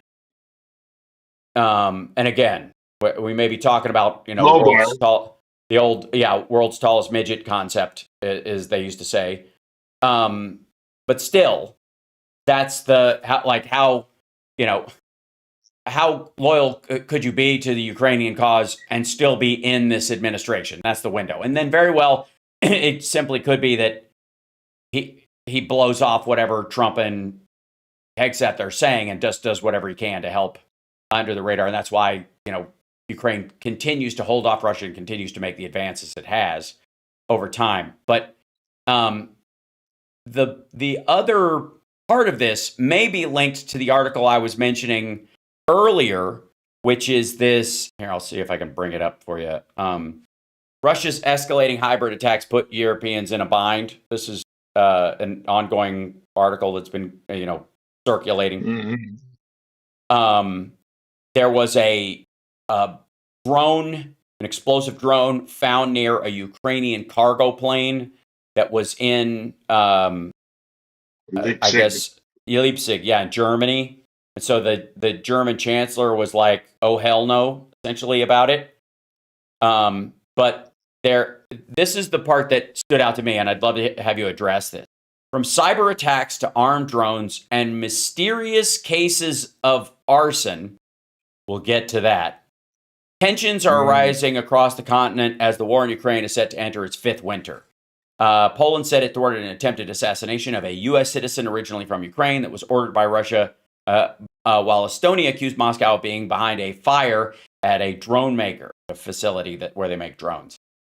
Merz said on Tuesday that those responsible for hybrid attacks, quote, will pay the price after an explosive-laden drone was discovered at an airport in Leipzig near a Ukrainian cargo plane, raising speculation that Moscow was involved in the attempted strike. Amid an uptick in sabotage efforts, Ratcliffe traveled to Russia for meetings on Tuesday, according to people familiar with the matter. It's unclear what the talks were about. CIA declined to comment because that's the very nature of it. But what I would say is that it seems it's much more aligned with what do you fucking think you're doing in Poland and Estonia and Germany? Start fucking around with Europe. The patience with which even the right wing in our country is going to wear out real fucking quick. Yeah. I'm really conflicted about Radcliffe's Radcliffe's visit to Moscow, because I don't know if he gives a shit. I mean, yes, it's a very low bar. He is the one who has been the most pro-Ukrainian in the Trump administration, but he is still limited by what he can do to actually change the situation on the ground here in Ukraine in the war, because the rest of the Trump administration are so compromised by Moscow. So I don't know if he's actually going to Moscow to say, hey, we know you're situating yourself to make an attack on either the Baltics or Poland or whatever, to try and put pressure on the concept of Article 5 within the NATO contract. Yeah. I don't know if they even give a shit about that. I don't know if he was there to actually be more like, hey, stop giving targeting to Tehran, or whether or not he was there to do, there've been a number of different topics that people have speculated that he went to go and talk to them about. Who did he meet with? He didn't meet with Putin. Peskov, his press secretary, said that he wasn't involved. Patrushev, who was the former head of the intelligence agency, I would bet you that's the guy he met with. But what was the message that he brought? Was it, hey, we know you're about to do something in Eastern Europe or a NATO nation in Eastern Europe, and you better not. The last time a CIA chief went to Moscow was to say, hey, we know you're getting ready to attack Ukraine. Please don't, not please, but hey, you better not do that. And they did it anyway. So I don't know what he went to talk to them about. I don't know if he went to talk to them about the Ukraine war, and nobody does. Or whether or not it was something particularly American involved, like Russia's participation in Iran. Or a last-ditch effort to get Iran to stop helping Iran because they think it's near a tipping point, and without Iranian support, they will fall, and then they use that as leverage against Ukraine, perhaps in upcoming talks. The idea, you help us out by not helping Iran, we'll help you out by not helping Ukraine. That is, I think, the biggest worry that I have about this. The issue that that I think Ratcliffe is dealing with is, again, a question of gravity, of reality. You might want this from them. You might ask this from them, and you may give something in exchange for that thing.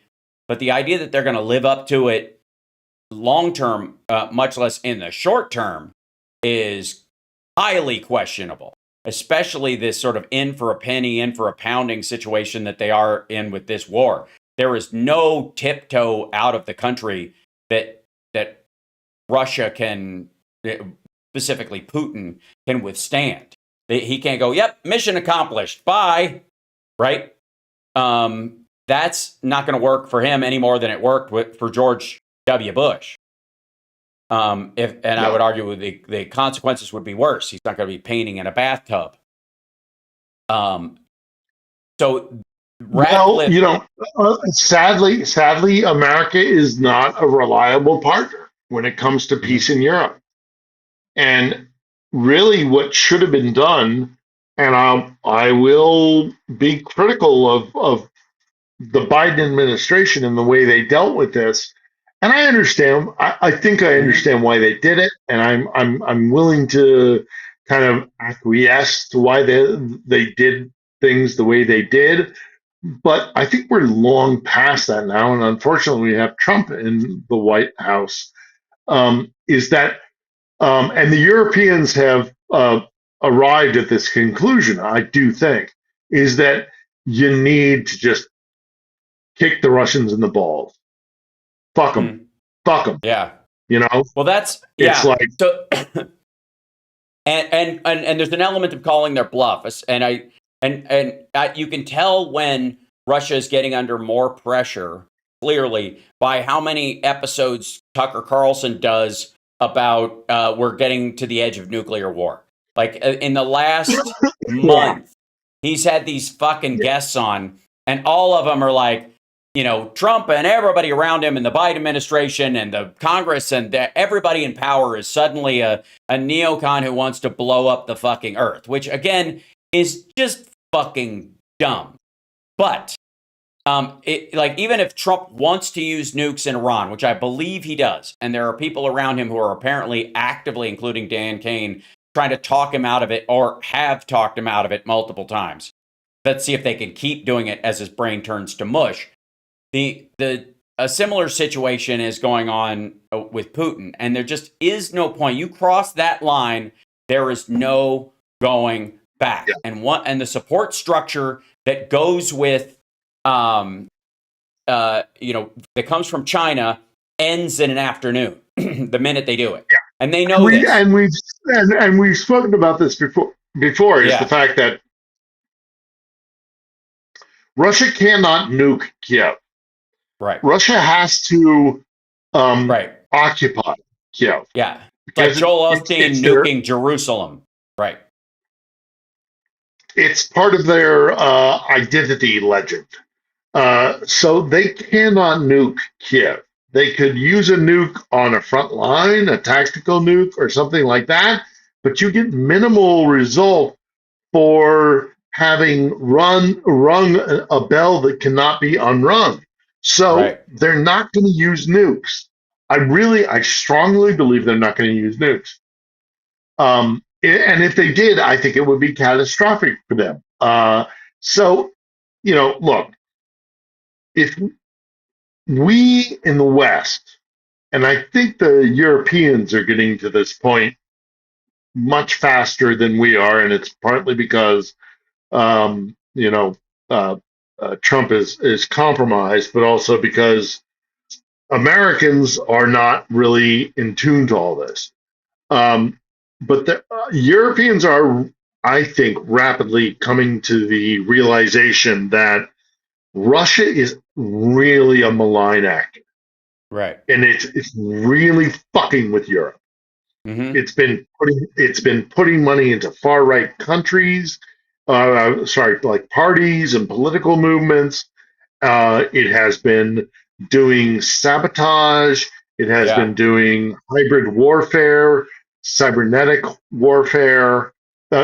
Cybernetic warfare, by the way, in the West, in America as well, and we should be more conscious of that than we are. But regardless, the Europeans, I am becoming more and more convinced that they're like, fuck you, we're not going to mess with you anymore. You have been fucking with us.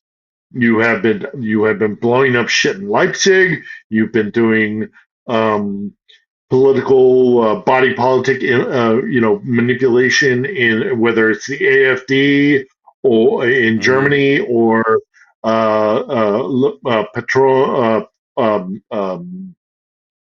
Marie Le Pen in France, or even the Brexit movement and Farage in Britain. More and more Europeans are waking up to the fact that this isn't actually something that's new. This has been going on for quite some time, and that the Russians are a real problem, real problem. and they're doing this stuff in the kind of body politic, but they're also like they're blowing shit up. They're assassinating people. Yeah, that's okay. So that's where I think this article is a bit of a corner turn in recognition, and it's starting to you're starting to see sort of an awareness amongst European leaders and stuff that they probably have already had, but now they're reaching the point where they can no longer not talk about it, or there's no diplomatic way of languaging the fact that the Russians are setting fires in other countries. They are actively paying people to commit arson. They are manipulating some folks into committing acts of arson. You know, we had up in fucking the Northwest, Pacific Northwest, near Oregon and Seattle, they had these fires that burned down there. It turns out it was in like an Earth First rights group, like a Save the Planet group, and they were literally setting fire to forests, which, again, you're like, that seems counterintuitive. But when you track back where they got their idea that we've got to, force people to recognize that climate change is a real thing, and the only way they're going to do that is if the fires we see are always in the same place, Southern California, parts of Arizona or New Mexico, and they're not everywhere else, nobody's going to think climate change is real. So I'm going to go set some fires to show people what arson caused by angry nature is.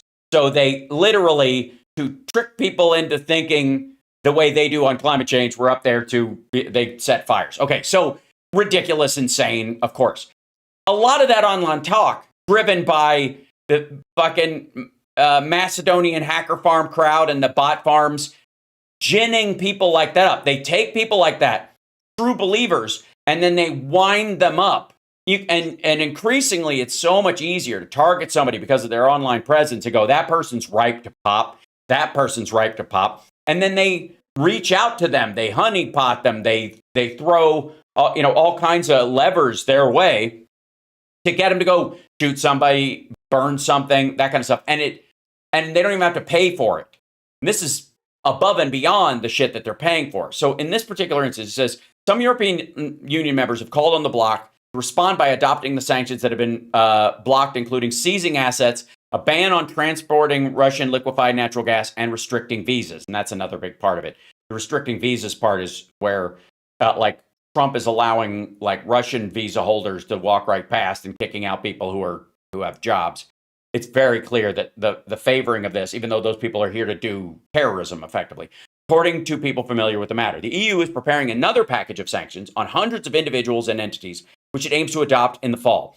They said, speaking on condition of anonymity, but as previous such measures have failed to restrain Moscow, it's unlikely they will do now. The sanctions are not going to stop them. You got to start arresting these people, and you're going to have to contribute to the Ukraine war to get them to shut down. To your point, kind of kick them in the balls is the point. Russia is willing to use kinetic means because until now, they've been unsuccessful in discouraging support for Ukraine.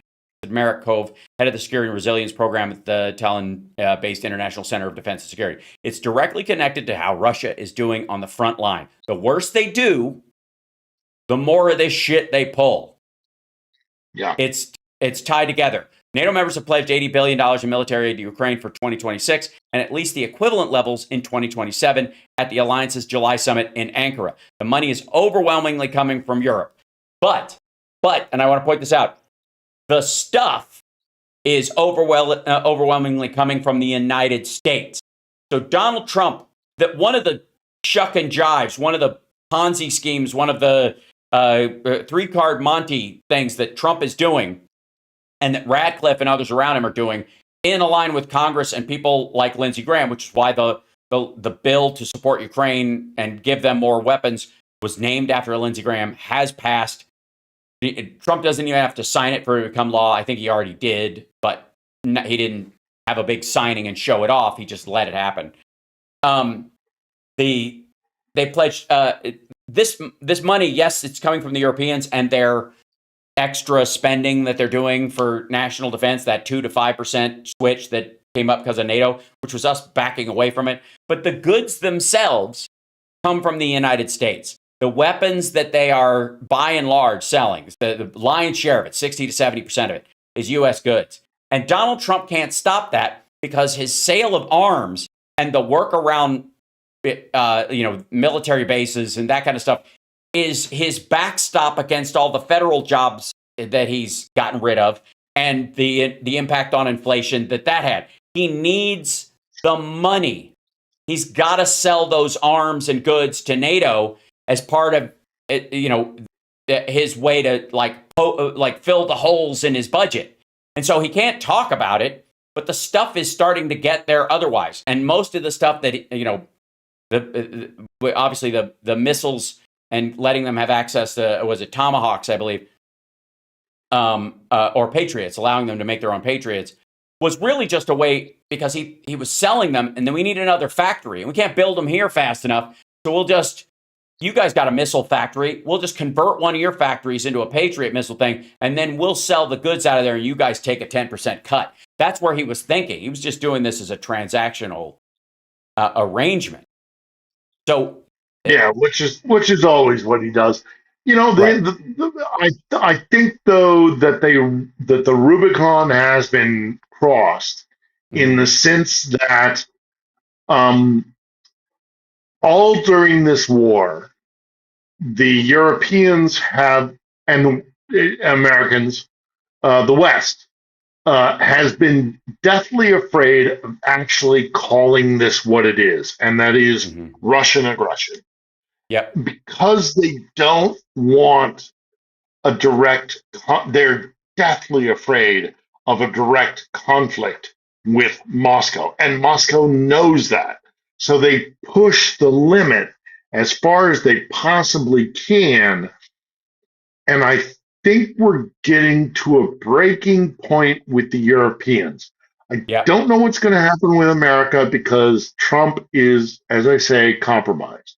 But I think the Europeans are quickly coming to a point when they are actually going. I mean, look, the Brits just gave cruise missiles, advanced cruise missiles, the Storm Shadow cruise missiles to the Ukraine. I think there is a growing movement in Europe where they're like, we would love to ignore this. We would love to pretend that this is not happening and that this is a war between Ukraine and Russia. Right. But we are increasingly growing to the point where we have to explain to our population that this is directly affecting them and that peace and stability in Europe is dependent on the result of this conflict. And I think they're finding more fertile ground than previously. And I'm encouraged by that. I do not think, I'm concerned about AfD. I'm concerned about Brexit. I'm concerned about Le Pen. I'm concerned about all the right-wing maniacs that are being funded by Moscow. And it's not a done deal by any stretch of the imagination. But I do think there is a growing recognition within the leadership in Europe that, we can't stop pretending that this isn't happening because we are afraid of the consequences of openly admitting that Russia is an aggressor state and a terrorist state and is actually really fucking us up. And that's going to be a hard, I say that's going to be a hard sell. It's a better sell than it used to be, but I still think it's going to be because Europeans are very adverse to war, given their history. I mean, it was, they've gone through a lot of wars. But I think they're coming to a realization, the leadership within Europe, that we have to start being more honest with our population. And that is to say, Russia is attacking us. And it's not a kind of obscure thing anymore. It's like, no, we're really cascading towards an open conflict with Russia. And I don't know if that's going to be as difficult as it used to be to explain that to the European population because, like, the Russians have been so egregious, and it's just getting crazy. So we'll see. We'll see. Again, you and I have talked about this before. I think the coming year is going to be very consequential. I don't know what it's going to be. I don't know who's going to come out on top, but I think we're at a point in the war where there is a tipping point that is on the horizon that we are swiftly approaching. And I am cautiously optimistic that it will be Ukraine and its European Western allies, and God, I hope America, after the midterms, will actually just stop fucking around and just say, you know what, this war's got to end, and Russia is in the wrong, and this has got to go. And no pissing around, no like, oh, we have to take into consideration Russian security concerns. No, fuck that. They're the aggressors, and this shit, we need to be the ones who kick the crap out of them. So yeah. So anyhow. This is a refinery in the far eastern part of Russia. One of theirs, I think, closer to the Mongolian territories, I guess. That's how far-reaching the Ukrainians have been able to get in terms of attacking inside. Yeah, with the storm shadows, it's only going to get worse. Yep. What we really need, though, is the air defense. I'm really happy to get farther-reaching munitions, and the Storm Shadow is a really impressive piece of kit. It can fly very far, and it carries a very heavy payload. But more than anything else, we absolutely need air defense. I'm fucking slap happy because I haven't had a full night's sleep in like 3 weeks. Yeah. So, we went a little over. I want to remind everybody, new episode this weekend. Yes, of On the Edge. With the former head, with the descendant of the last head of the Cossack Hetmanate in Zaporizhia. And we talk about what it is to be Cossack, and we talk about what it is to be Ukrainian, and we talk about the difference between Ukrainian and Russian identity, and it's a fascinating conversation. So, yeah. Excellent. Well, I will see you on Saturday, my friend. Be safe. Try and get sleep when you can. And eat as well as you can, and stay out of trouble. And we appreciate you. Just get care. Yes. All right, absolutely. All right. Cheers. Okay. There you go. Yes, thank you. There you go, ladies and gentlemen. Philip Bittner. I was tempted to show him Anna Kasparian defending the Russians, but I'm not going to. He doesn't need to be any more wound up about this shit because he's there. That said, I will see you guys this afternoon for House Parks Mega Worldwide. And now I get to go tinker with my setup. What did you do? For those of you that didn't join us until later, we had a lovely conversation with Jody, especially early Jody Hamilton, about Tim Curry and his passing and his extraordinary nature as well. And yesterday, I didn't end up doing a show last night. If you haven't had a chance to check it out, but we just talked amongst ourselves about what a wonderful human being Dolly Parton continues to be through all of her works, that her value as a human being, it has an everlasting nature, and in the outpouring of support and love that you saw, I think nothing could be more indicative of that. So take care of yourselves and take care of somebody else, and I will see you this afternoon. And I have a feeling, I have a feeling I'm going to be a bit wound up this afternoon. I'm just going to call it in general. Just saying.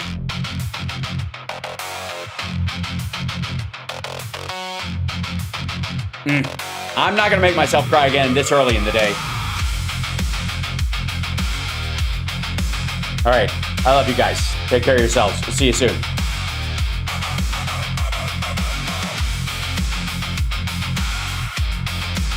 Hit that like, share the show, subscribe. The screen glows bright with a crooked smile.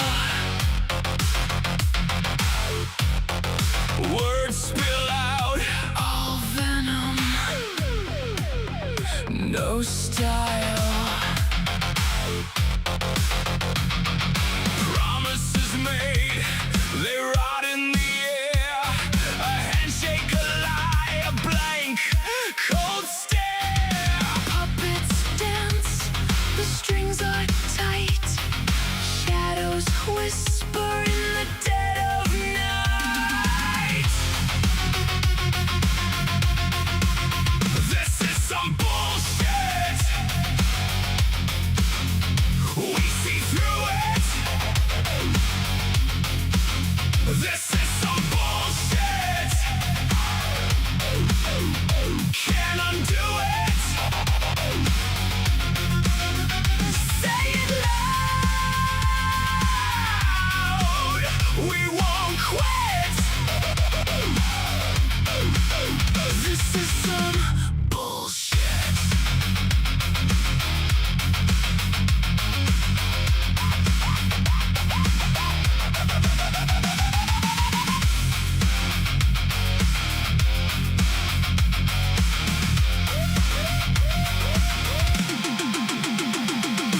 paper thin truths that crumble like ash. Golden thrones built on stolen cash. We raise our fists, we break the mold. Your house of cards is getting old. Static hums, the wires ignite. Truths are